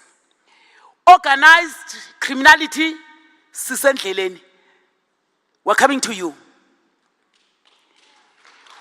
Water tankering, extortion mafias, vandalism of public and especially the water infrastructure must be treated as a serious crime, because that is sabotage and nothing else. As you collect money because you vandalize the infrastructure, what are you saying about uMadlamini, noMamfukeng, noMamkwatu somewhere, who cannot afford to buy water? Our communities are upgrowing. The exponential growth, especially in informal settlement, they will steal water, then close the streets when you disconnect those illegal connections. It can't be. There is lawlessness in our country. Water and electricity must be treated as the crime when you sabotage or vandalize their infrastructure. Reinvest water sales money back to water if you are to sustain water availability. We're making a call today to all premiers here. The budgets that are passed in provinces, they must be budgets that are friendly to the water sector, to ensure that we assist municipalities, whilst at a national level we also assist municipalities. At a district level, you must also, as water service authorities, have a capacity to monitor, assist, and support local municipalities. Some of the local municipalities, without capacity, they are also water service authorities and service providers at the same time. Kuyafana nje, ku-11, 101. It cannot be right. The business sector present here, we want to invite them. But the question is, who are we going to work with? Where are we going to invest? What is the reliability of the institution that you want us to invest in? Through the reforms, we have established the partnership office. We are establishing the special multi-purpose vehicle in Mfuleni to ensure that business have confidence that if we invest here, this money is not going to leak like water. To make agbi, imali iyatyiwa kwarhulumente, that is what is said. Those people, they chow money. And it comes to us as mayors, as councillors, when we are not even involved on the tendering, whatever. It is a pity that when you're a councillor, when you're a mayor, when you're a minister, ubonwa utya imali yabahlali. The officials are chowing there. You can look on their lifestyle audit. We are lawmakers. We pass budgets. But where is that budget ending? The pollution. Councillor Xola says, we must not criminalize you. We will do so when you pollute our rivers.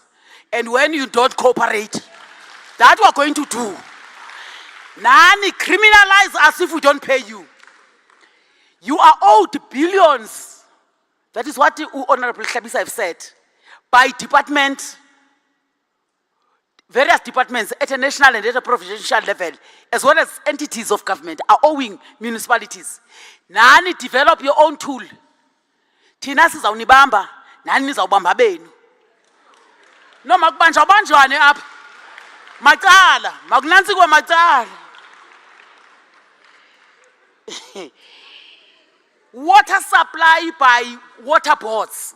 It is not a mistake why we have water boards. Water supply by water boards must be quality water.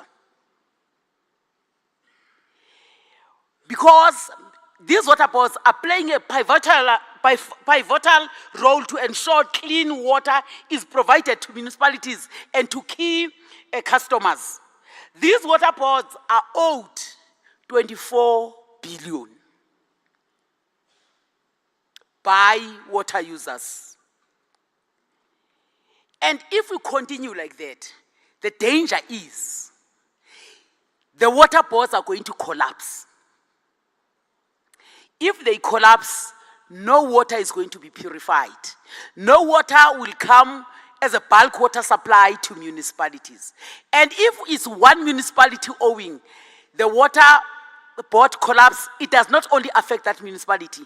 If Val Central collapse, it will affect all municipalities in Free State, all municipalities in Northern Cape, even those municipalities that are paying. We have since established a good relationship with the mining sector, because where they are mining, there is water. Where they are mining, there are communities. We're working with them to build water resource in the areas where they are mining. If all the mining sector can come closer, we can be able to deal with this issue of water. Ladies and gentlemen, as I'm about to conclude, we have invited you here because we want, as we leave this Indaba tomorrow, to have a clear program of action that says this is what is going to happen. For instance, you don't need a rocket scientist to see that there is an illegal connection. When we intervened here in Johannesburg, only Mayor Dada Murero went out to disconnect. All other mayors, they were nowhere to be found. And you are putting that mayor under siege because he's seen as violating the rights. The first right that is violated is done by the one who connected illegally.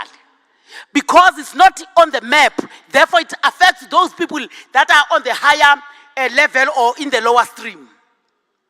And therefore, in a period of 2 months, municipalities, we request that you go out, whether you go out with red ends, ama barret, ama panya, whatever you have, go out and disconnect. As you disconnect, connect them properly. Because no one can watch a pipeline passing by when he or she needs water, and there is no way of trying to assist to give those people water. The RDP standard on how to connect, let's use that. Let's desist from using water tankers. Let the water tankers, all municipalities have seen at eThekwini, they have now started to insource water tankers. We're closing this gate, you're tendering the corruption. Kuyabulawa ke manzini. People are so, but vicious. If you buy a water tanker as municipality, your people get killed. Because some people want this. Let a business work out, but not at the expense, and hold our communities at ransom.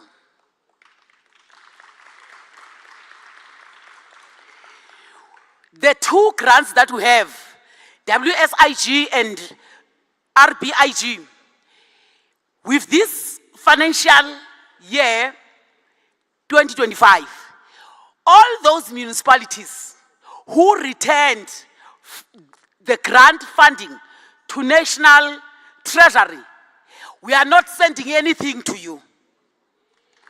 We are not sending anything to you because it means we are underspending. Whilst our people need water, you keep the money for 2 years, you keep the money, then you return it. Who will suffer? It is the ordinary citizen who's waiting for water. We are going to make our own intervention and implement in your own municipality. Vulani ke, Councillor Phakathi, nivuli space. Sizonenzela lento engakwazi uyenza. If it means we have to violate the Constitution, let us be arrested for violating the Constitution by giving people water. Amagqwetha azawusikhangela apha sikhulule.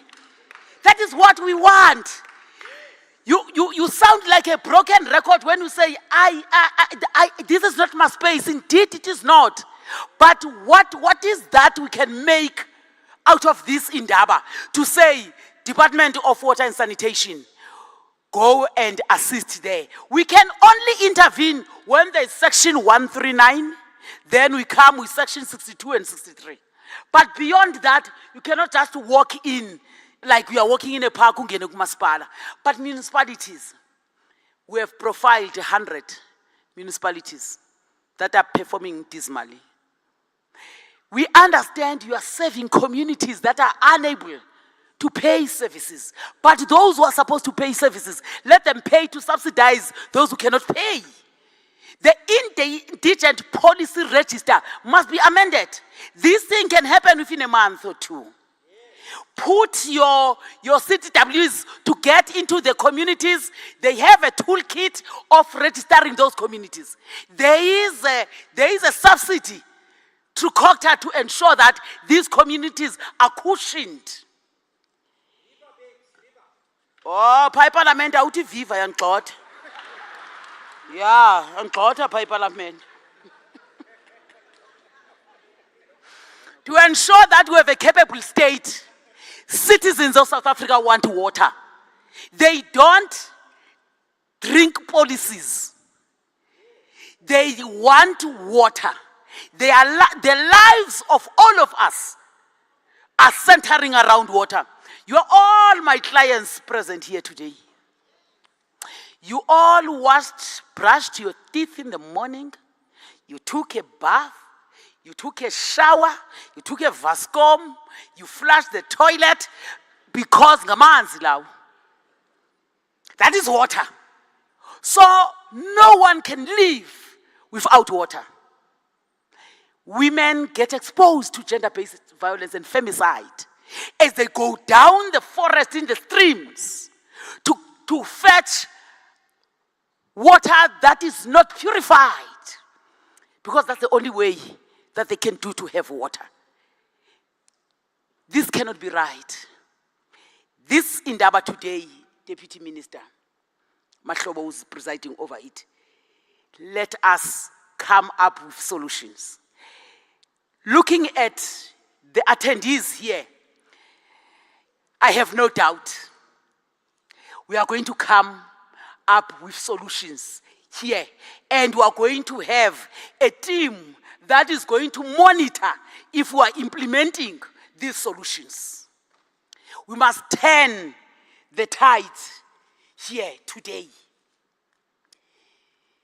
Let's work together to ensure that water and sanitation tops our agenda. This is not supposed to be a talk show. As the president has said, this 7th administration must do things differently. When we do things differently, the community out there will tell us. Where we have unblocked the projects, it is also quite disturbing that you will meet with the stakeholders in those communities. After a year, they block the road, let this project not proceed. We cannot work like that. Let's engage whilst the project of augmenting water is implemented. Let's ensure that as we do our provincial road shows to support municipality, we'll be taking further stock on what municipality will be implementing as part of the outcome of this Water Indaba, first of its nature. We had Water Summit, but this one is Water Indaba, which is responding to what the president have said. In our working group committees that are going to take place after lunch,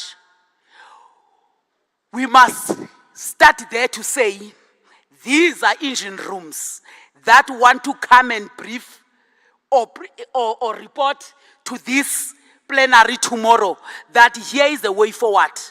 There are many solutions. There are many technologies that can make us to be out of this quagmire and crisis that we are in. Yes, we might be part of the top 30 countries, which is water scarce, but at the moment we have water. The continent, this Africa continent, is looking upon on us. Whilst we think we're worse, there are countries that are worse than us. And they are looking at us to bring solutions. In August, we'll be hosting, on behalf of the African Union, the Water Investment Summit of this continent, Africa, which is also aligned to G20 chapter on water. We are saying all our state presidents, they must put water on the top of the agenda. We're working with the World Bank, the DBSA. We work with all those who are saying, I want to stand up and be counted. I feel for whoever is in the corner of this country who has no water. Let's make this Indaba an Indaba that is going to deliver and assist government at all spheres on what needs to be done. I wish all of us well as we navigate in our commissions to say what is the first thing that must be done. What are the first things that we have to agree upon? There must not be many, but there are certain things that we must agree. There are do's and don'ts if we want to turn around the situation. I thank you very much.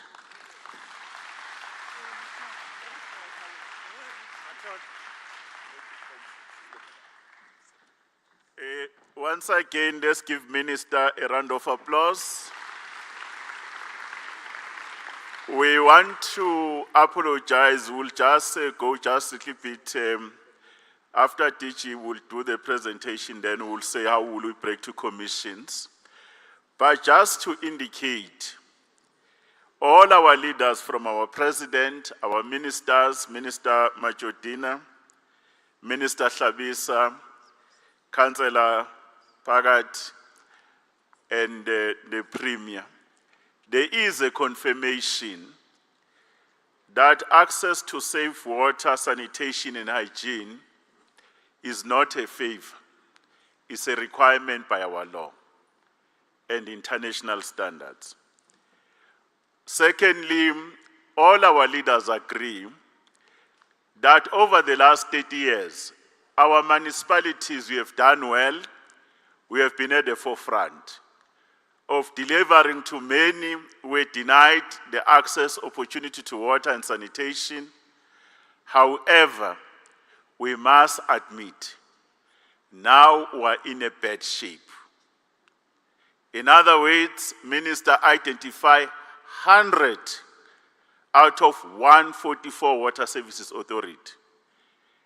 Now we are in the ICU. When we are in the ICU, we call all experts. They bring all concoctions to resuscitate the patient on the table. Because there are only two options when you are on the table. You either we are closer to God, to thee, if you are in the ICU, or the resuscitation works. Then you go to high care, you go to the ward, ultimately you become an out-of-hospital patient. Because of our ailment and our weaknesses, our leaders, they say most South Africans, including various sectors, their right to water has been violated. Intermittent water supply and no supply at all, their reliability is down to 68%. That's why Minister and the President are not mincing their words. That reliability of water must increase from 68% to a higher percentage. Equally, the assets are not being managed well by the current institutional model. 48% of water is lost. That's why, Minister, you always say, I give you more water. Municipalities, they say they want more water, but it does not arrive at a citizen. And the citizen is angry, but you too, you don't get the money you need. We must never discuss that we are sick or not sick. Our client, our citizens are not happy. And the reports have proven that. At the very same time, our leaders, they say the water resources, in as much as they are in balance, the quality is impacting negatively on shortages, on access. The polluter must stop polluting. And if you pollute, whether we are friends or not, you are breaking the law. You must be arrested. But don't only be arrested, the polluter pays. And we are here, as our leaders, they say, we are not going to discuss problems. We are not going to discuss problems. We are going to say the remaining 12% or 3 million Babshabisa you are speaking about, when are they too under the sun, are they going to get their water? They too are human beings. Those that they run for days, for hours, for months without a drop of water, they too, they need a drop of water. But equally, those that have access and plenty and they behave in a manner that there is no water scarcity, we are going to have to change your behavior. We are going to pursue you. But if you don't, we are going to have to enforce it.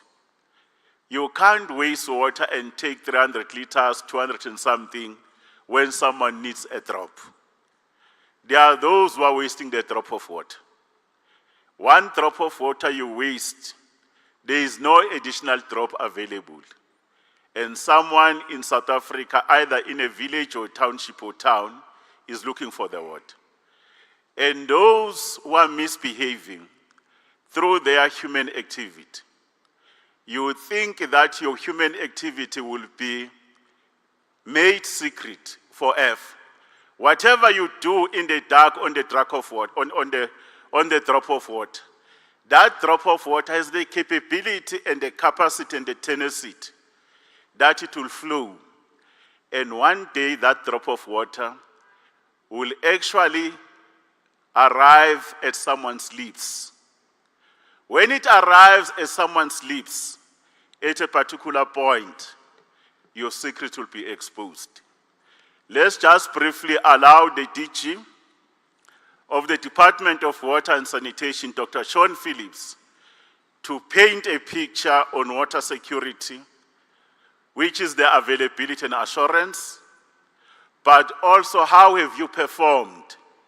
The last time we were here together, 105 of municipalities were ashamed that you made our water not to be fit for use, impacting on agricultural production, impacting on our health, but also increasing the price of water to treat it. Sean Phillips, Doc, you have the opportunity to do that. From there, we'll indicate how do we do the breakaway and what are the line of march. Thank you.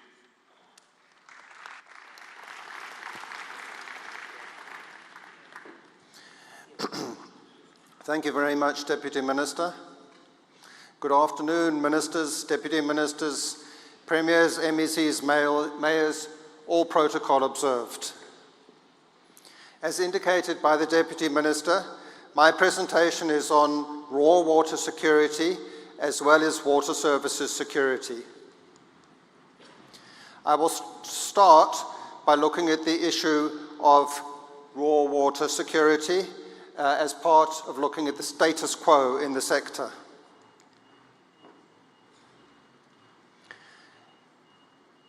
For raw water, as indicated by the Minister, supply is currently approximately in balance with existing demands on a national scale, but there are some localized deficits. For example, we all know that we had deficits in Nelson Mandela Bay and in Cape Town, and those deficits were caused by severe droughts. But currently, we also have a deficit of water in the integrated Vaal River system, which provides water to Gauteng. And that is not caused by drought. It is caused by a combination of factors, including increased demand because of rapid urbanization into Gauteng, high non-revenue water and leaks in some of the municipalities in Gauteng, and a delay in the start of the second phase of the Lesotho Highlands project to bring more water into the integrated Vaal River system. Similarly, there's a deficit of water in the Umgeni water system, which provides water for eThekwini and surrounding municipalities, which is also not caused by drought. It's caused by the same types of factors: increased population growth, urbanization to eThekwini. Water losses in eThekwini are a particularly bad problem, and a delay in the start of the Umkomazi water project, which is a huge new dam and pipeline which is now in the process of being implemented to bring additional water into the Umgeni water system. But this situation of water being approximately in a balance between supply and demand could deteriorate quite rapidly if supply contracts and demand escalates, and there are a number of factors which could result in that. The first is we're all hoping to get higher levels of economic growth in the country. Higher levels of economic growth will lead to increased demand for water. We expect urbanization to continue, and particularly in our urban areas, therefore, for demand for water to increase. And there is ongoing population growth in the country. If we can't arrest the increasing losses in municipal distribution systems, that is also going to result in increased demand. We need to also arrest the degradation of our wetlands, which are the catchments which enable our dams to be filled with water. If that continues at the pace that it's happening at, it could also affect the demand-supply equation. Sewage pollution, industrial pollution, and the impacts of climate change could also have an impact. As indicated by the President and the Minister, we have now unlocked the key national water resource projects which were blocked. Projects such as Lesotho Highlands Phase 2 and the Umkomazi project for eThekwini are now in the implementation phase. And the National Water Resource Infrastructure Agency, for which the Act was passed last year, is in the process of being established, and that will enable us to raise more finance on the financial markets for additional national water resource infrastructure projects.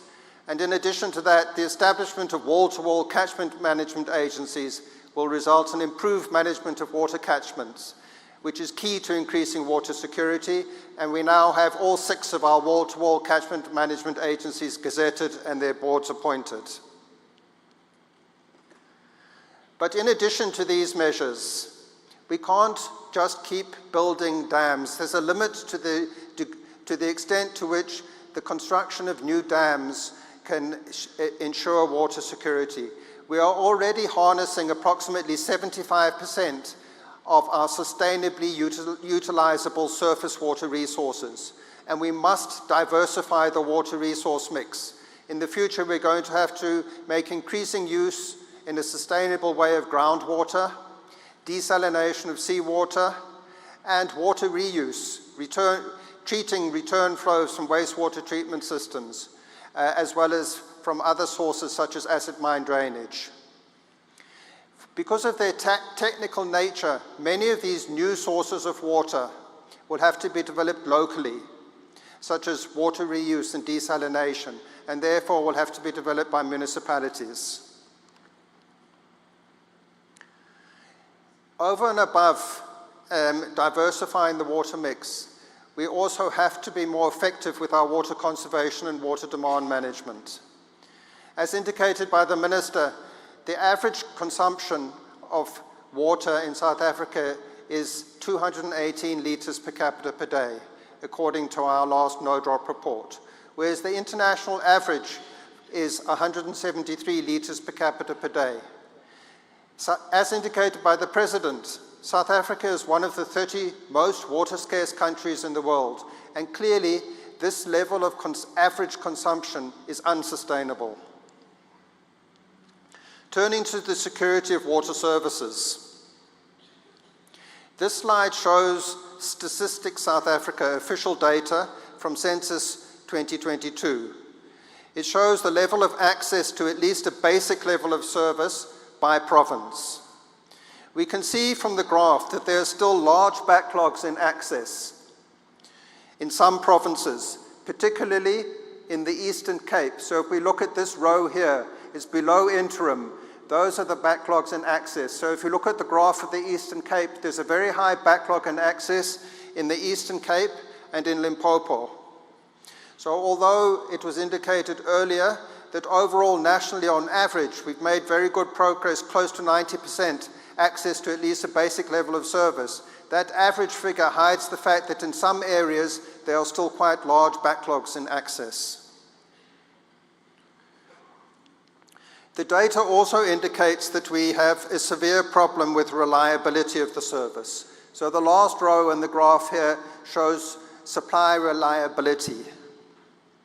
And while the Deputy Minister indicated the supply reliability is about 68% on average nationally, again, that national average hides differentials in reliability. So you can see the reliability, according to this Census 22 data, is high in Gauteng and high in the Western Cape, but in all the other provinces it's lower than 60%. Which means that often in all of those other provinces, even though you might have access to a tap, water frequently doesn't come out of the tap, or the water that does come out of the tap does not meet drinking water standards. This slide shows similar data, Statistics South Africa data, on access to a basic level of sanitation service. And the key line to look at is at the bottom, where there's no access to at least a basic level of sanitation. And we can see there that again, there are particular areas of the country which have high backlogs in terms of not having access to at least a basic level of sanitation, particularly in Limpopo, in Mpumalanga, and the Northwest.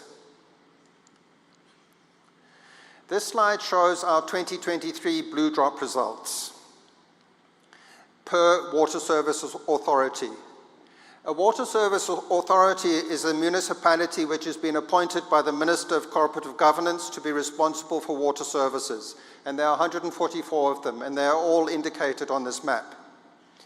The red and the yellow areas on the map are the water services authorities with drinking water systems that were found to be in a critical or poor state of performance.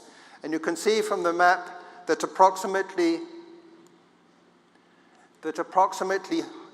half of the geographical area of the country has water services authorities with drinking water systems in a critical or poor state of performance. This map now shows similar information but for wastewater, our 2022 green drop results. Again, the red and the yellow areas on the map are the water services authorities with wastewater systems in a critical or poor state of performance. You can see that the situation with regard to wastewater is worse. Approximately 80% of the geographical area of the country has water services authorities which have wastewater systems in a critical or poor state of performance. This map now shows the results of our 2023 no-drop report. And the red areas on the map are the water services authorities with non-revenue water greater than 40%.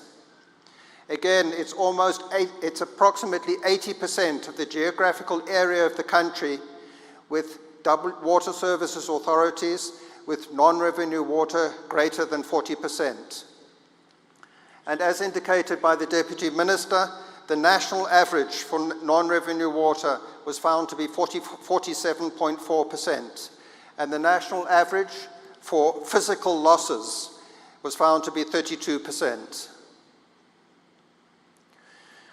Our 2022 and 2023 green, blue, and no-drop reports all showed a sharp decline in municipal performance since the last assessments were done in 2014.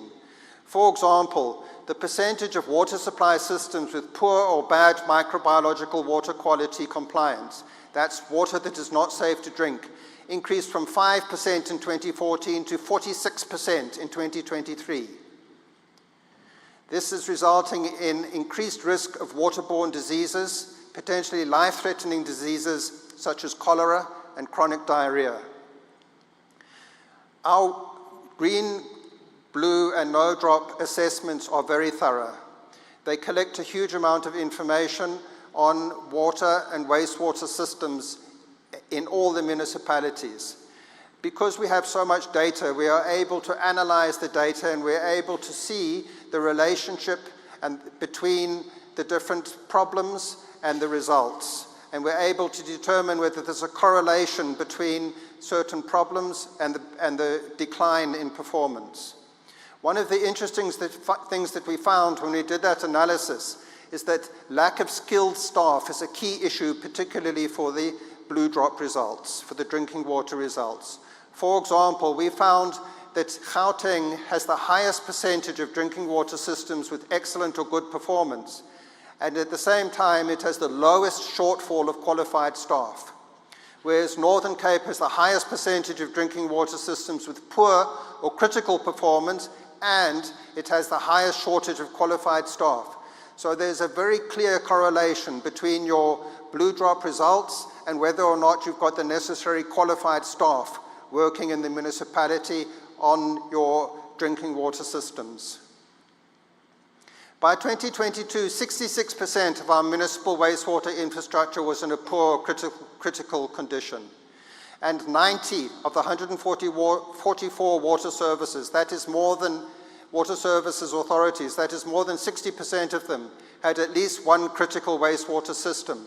And that means, when we say a critical wastewater system, that means on a daily basis, it is just discharging partially treated or untreated sewage into rivers, which in turn has severe implications for human health and for the environment.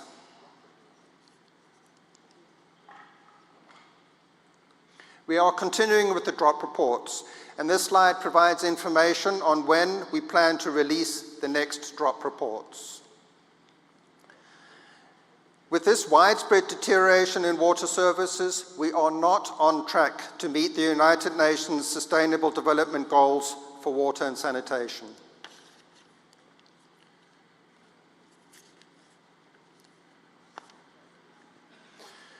As I indicated, when we analyzed the blue, green, and no drop results, we were able to determine the main causes of the deterioration. And those were firstly, non-adherence to standard operating processes for drinking water treatment and wastewater treatment, infrastructure being in a poor condition due to a lack of maintenance, and infrastructure not being upgraded to deal with the additional sewage load coming into the wastewater treatment works. The underlying reasons for these causes are, firstly, that municipalities are not hiring the necessary staff with the correct qualifications. That includes plant managers, technicians, process controllers, and scientists. Secondly, there's weaknesses in billing and revenue collection systems, so the municipalities aren't able to have sufficient funding to do the required maintenance and to hire the required adequately skilled staff. And thirdly, even when they do have good billing and revenue collection systems, municipal councils are often not prioritizing budgets for upgrading maintenance and operations for water services.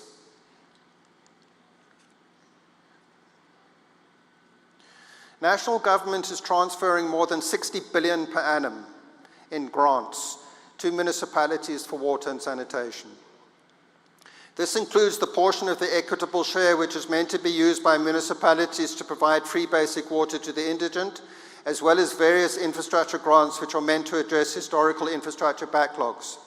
But apart from those grants, the water services sector has to be self-financing through revenues from the sale of water. The challenge here is that non-revenue water is 47.4%.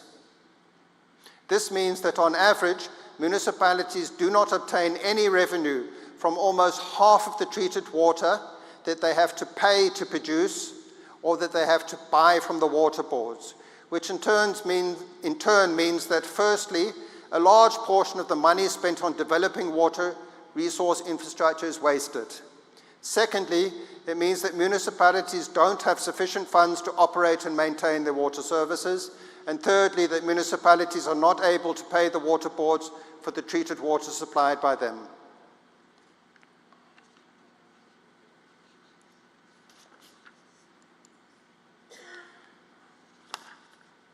This graph shows the rapid increase in debts owed to the water boards by municipalities. This debt is a threat to the financial viability of the whole water value chain. So what is to be done? That is the status quo. What is to be done to change the status quo? 4 key actions are required. Firstly, water and sanitation infrastructure grants to water services authorities must be refocused on increasing access to a basic level of services. We've seen the statistics that in certain provinces there are very high percentages of households which don't even have access to a basic level of service. In recent years, municipalities have been prioritizing the rehabilitation of existing infrastructure using their infrastructure grants, because that infrastructure has deteriorated due to a lack of maintenance. We would like municipalities to go back to using those grants to focus on providing access to a basic level of service to those communities which do not yet have access to a basic level of service. Secondly, support in all its forms from national government to municipalities must be strengthened. Thirdly, the review of the local government funding model by National Treasury in collaboration with the Department of Cooperative Governance and the water and sanitation conditional grants must be finalized. And fourthly, as indicated by the President, reforms of water services at municipal level must be implemented. You can hear from the previous slides on the status quo, that non-revenue water is at the core of our problems with regard to water services in South Africa. And that the funding gap, which is caused by high non-revenue water, must be addressed. There's no alternative. Municipalities must take various measures to reduce high non-revenue water, including prioritizing budgets for maintenance, ensuring that all leaks are fixed quickly, closing illegal water connections, replacing old legal pipes, and there's potential for partnering with the private sector if the municipality doesn't have enough capital, because there will be a sustainable flow of funds from the savings achieved by replacing old leaking pipes to pay to give a return to the investment from the private sector, and strengthening meeting, billing and revenue collection, as well as improving management of systems, including through putting in place pressure management valves and managing pressure.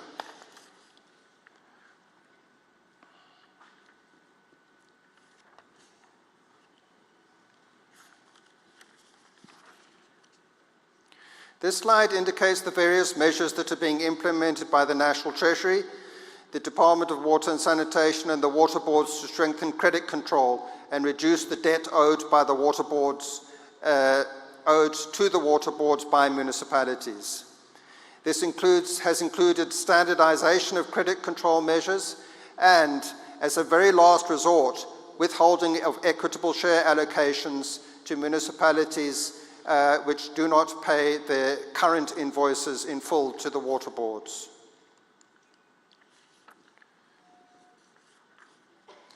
The President talked about the need to reform municipal water and sanitation services. And there two key reforms are required. Firstly, that revenues from the sale of water must be largely ring-fenced for the water function. Secondly, all management functions related to the delivery of the water and sanitation services should be ring-fenced with single-point accountability. These reforms are already underway. Firstly, through the Water Services Amendment Bill, which will shortly be submitted to Cabinet for approval to be submitted to Parliament. Secondly, through National Treasury's reform of Metropolitan Trading Services Programme, which is in implementation. And thirdly, through Phase 2 of Operation Vulindlela, which the President spoke about.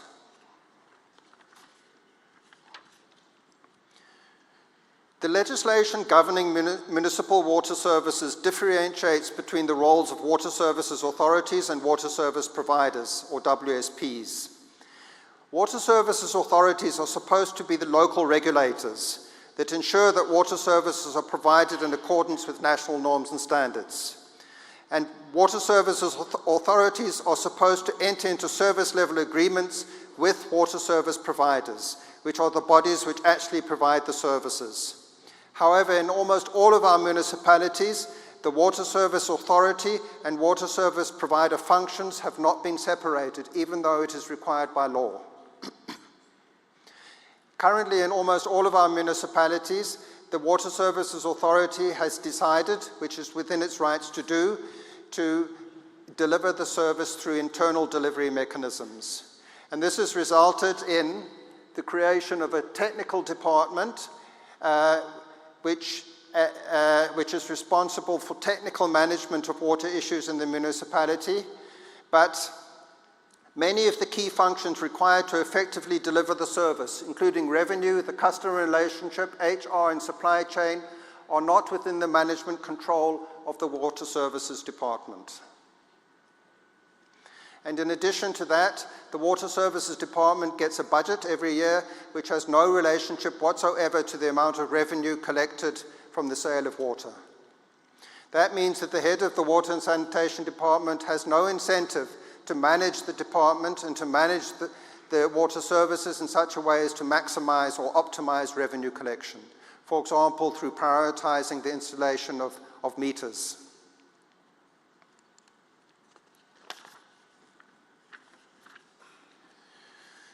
So the reform process involves us moving towards a utility type of institutional arrangement in municipalities, with a ring-fenced water service provider, as indicated in this diagram, which can be either an internal or external utility, which has full responsibility which has full responsibility of all the management functions which are required to deliver the water service. As indicated, we're in the process of amending the Water Services Act, and two of the key amendments include introducing an operating license system for WSPs, as well as further clarifying the roles and responsibilities of WSAs and WSPs. It will also provide, as a last resort, where a WSP does not improve sufficiently, the Minister will have the authority to legally require a Water Service Authority to engage in a local consultative process to choose another WSP which does have an operating license.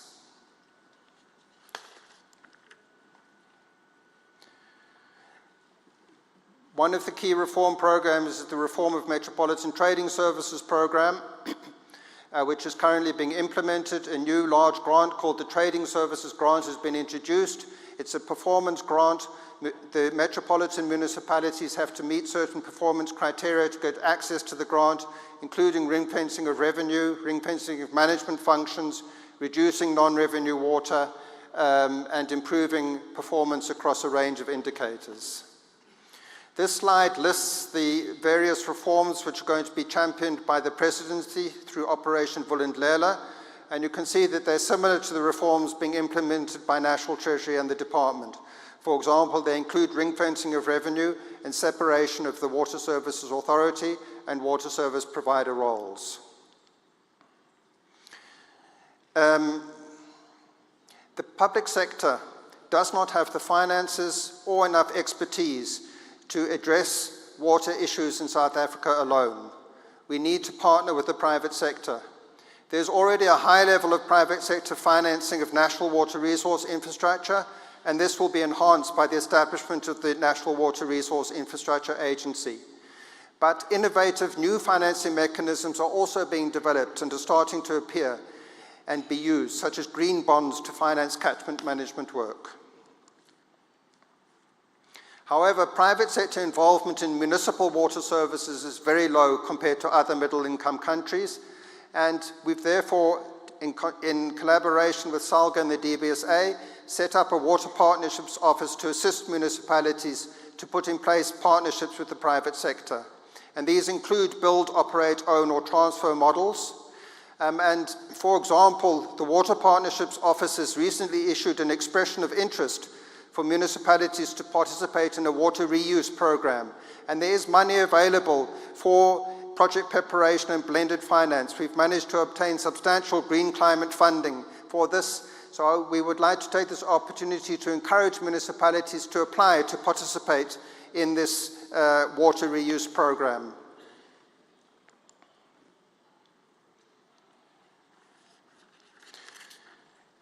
Municipalities can decide to retain internal water service providers, and several metropolitan municipalities have opted to continue with internal water service providers, but to ring fence them within the municipality, particularly in terms of revenue and control over management functions.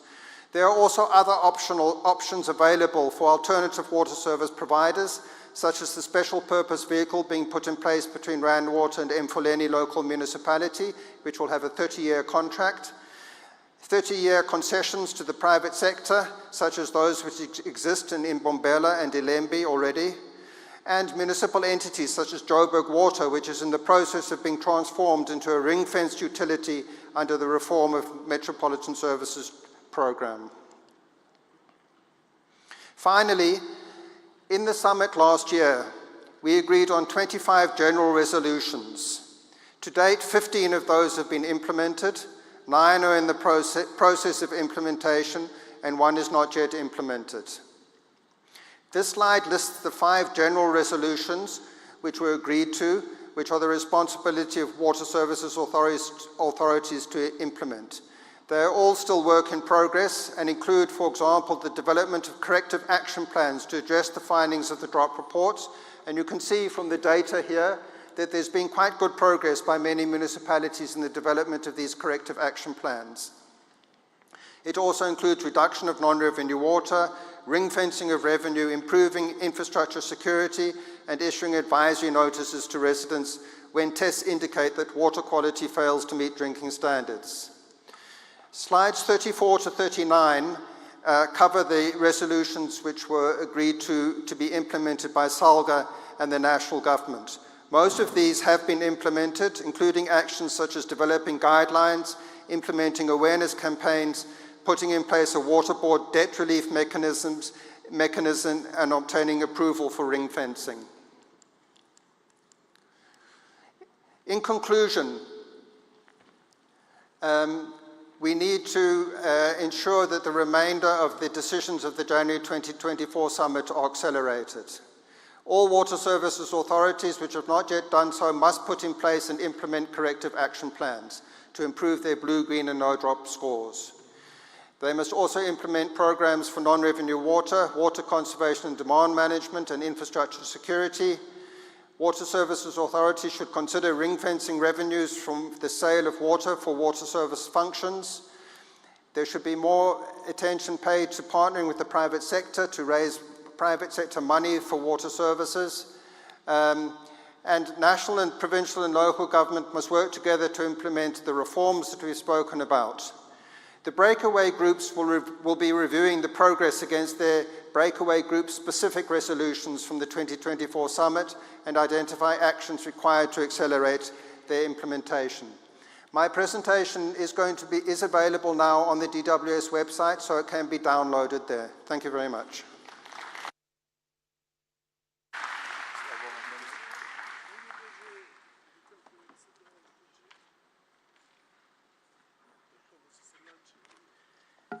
Thank you very much. Let's give our Director General and the team a round of applause.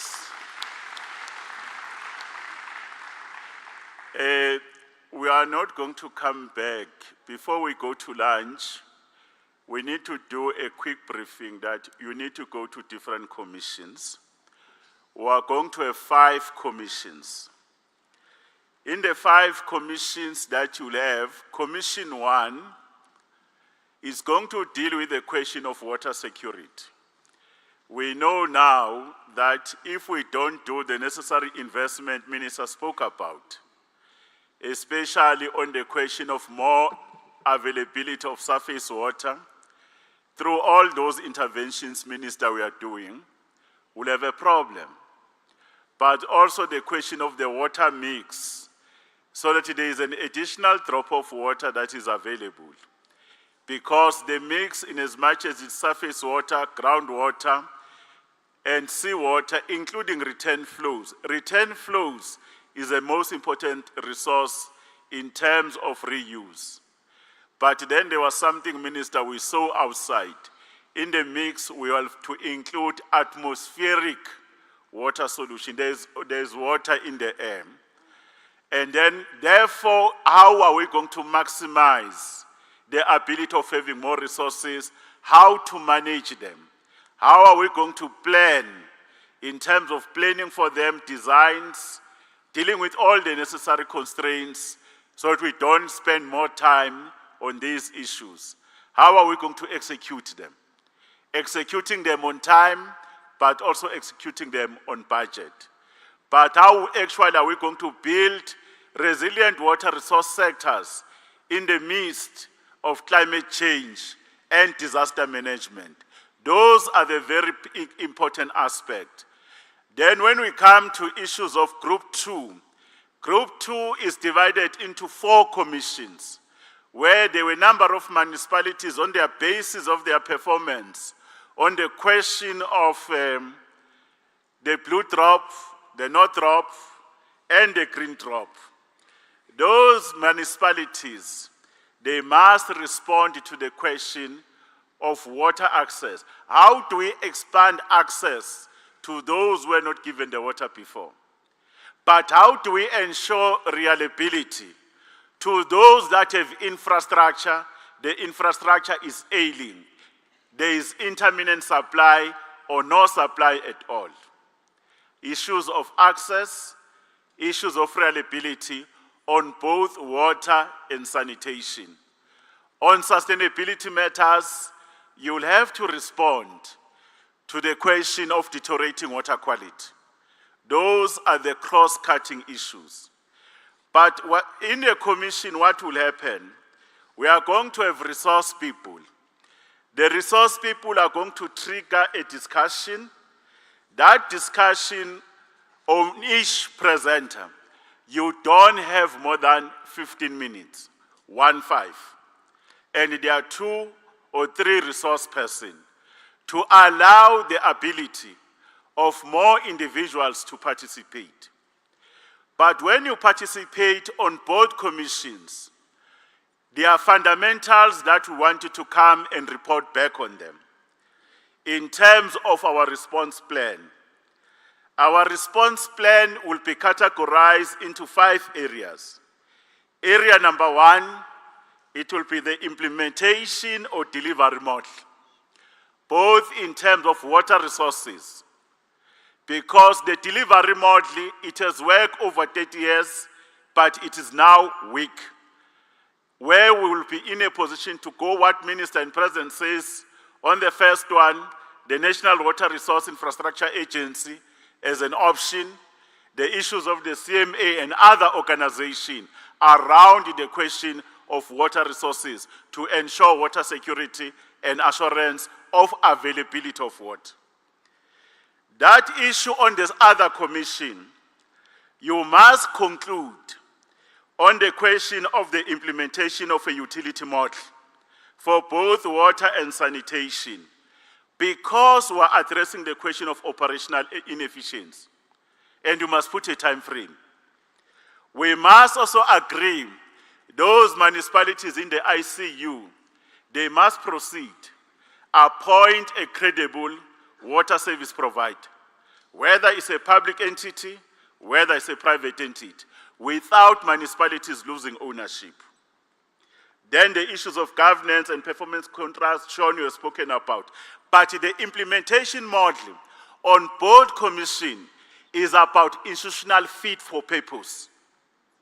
Is about institutional fit for purpose. Second is about governance, is about transparency, is about operational efficiency that we want to hear when you come and report on both of them. The other second cross-cutting matter is around financial viability of the water and sanitation sector. They've been underinvestment for years, they've been wastages. Therefore, you'll have to come back and report on a financial investment by all the sectors to grow, that must grow exponentially. We must also be in a position to say, what are these financing options? One of them, the ring fencing has been discussed, the blended financing, where there's an increase of public and private sector facility issues that are there. How are we going to crowd in private sector on what we call it private-public partnership with incentives to remove the barriers? We must explore the circular economy. What Sean says is green and blue bonds. Then you must add the question of public-public partnership. On financing, address the elephant in the room, the debt management and credit control. Debts owed to and debts owed by, and the user pay principle while we are protecting the poor, and the integrity of data and all the other issues. The pricing is also issues around financing. Water use prices over the entire value chain. Over the entire value chain. And how are we going to create certainty, balance, so that that issue around economic regulation must be looked at. On financial viability, also look at the question of municipalities as the centers of economic development, because there's a risk that some of these municipalities, other people are getting out. There's a matter of technical and operational efficiency to drive down non-revenue water, to drive up reliability, and to drive up in terms of access to those that had no water. There is a serious matter in the report given here. Those people in the group 2, we must be firm. How are we going to deal with the leaks? We must be firm. How are we going to deal with faulty infrastructure? Minister says we must be firm to deal with illegal connections. Non-revenue water must fall. When it falls, citizens have water, and you too, you will be paid. Then there's an issue around those who waste water. Probably must impose restriction tariffs of those who are overusing. The question of 270, 300, if you think you have more money, we might have to actually hit your pocket.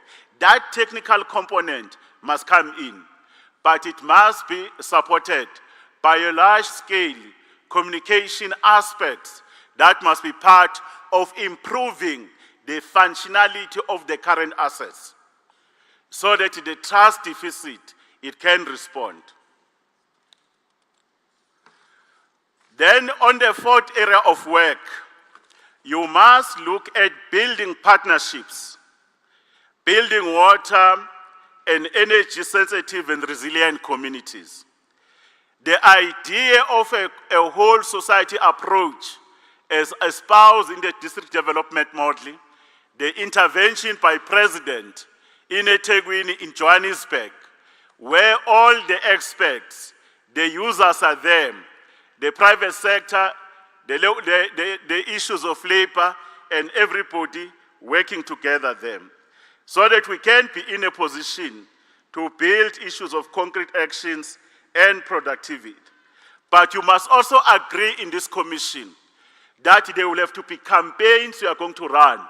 Campaign number 1, illegal connections must fall. Illegal connections will have to fall. Pollution of our water resources must stop. Adopting of rivers, saving our planet Earth, there is a plethora of them. Don't come back around partnership when you have nothing to say about campaigns. Don't come back on partnership if you don't speak about research, development, building on the body of knowledge that exists on many research institutions, but never undermine the indigenous knowledge systems, including the question of transfer of technologies. The leaks will be a campaign so that we can change the behavior. The last matter, we must discuss the question of fighting crime, corruption, and vandalism. We must end the theft of critical infrastructure. When we leave, Minister says she doesn't like private tankers. We hate tankering as a ministry. Tankering is a temporary feature. It can't be permanent. Therefore, we'll have to agree how are you going to in-source them. But the ideal is that the water must come from the tap so that it is clean, but you get your money back. We must also agree how do we deal with the 10% invoice facilitators. Your invoice is sitting with the CFO. If you can just pay me, I will tell the CFO to pay. And then the invoice lands on an HOD or DG or accounting office. I will get the DG to sign. We are busy collecting 10%. But we must also deal with those who think they are business people when they demand 30% and abuse the police of government without doing the work and killing our people. And how are we going to deal with syndicates? How are we going to deal with extortionists? But what we need also to address, one of the issues is those people who are actually in the water sector. They don't want it to be promoted. They are just doing a javelin.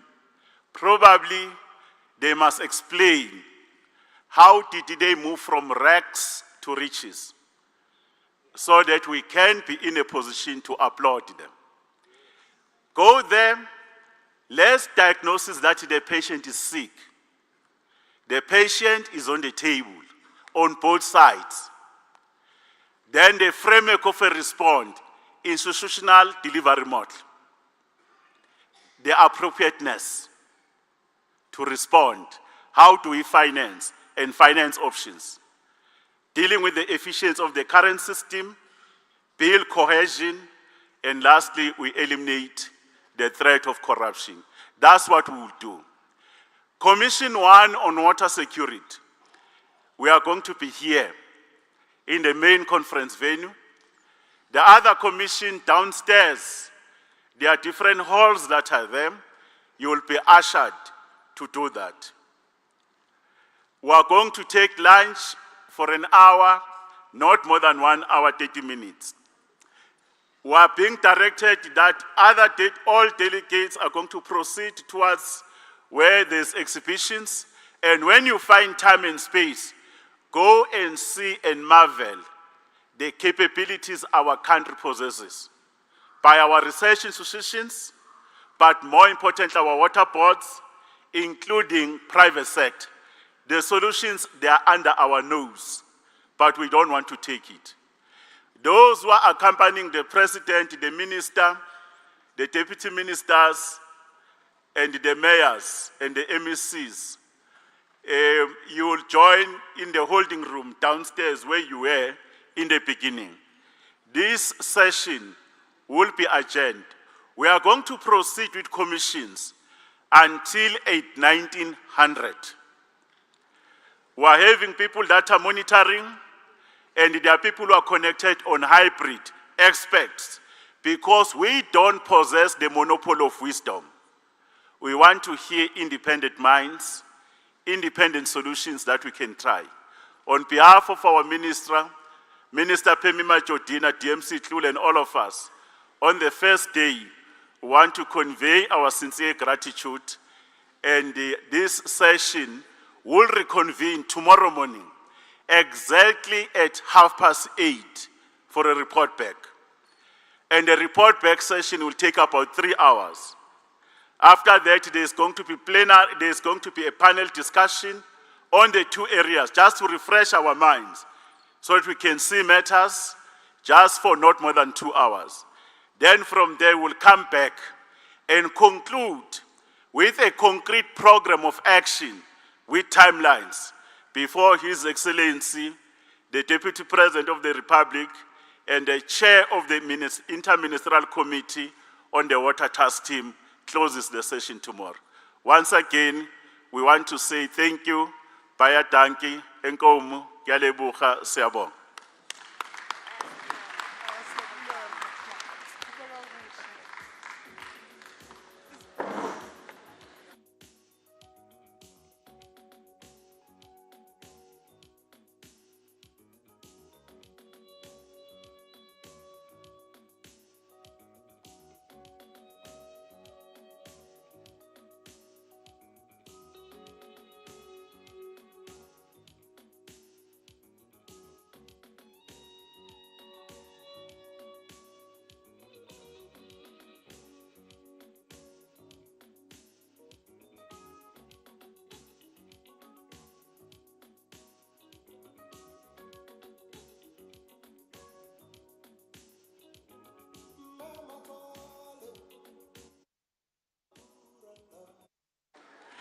Excuse me, the time for commissions, you need to be there by 2:30.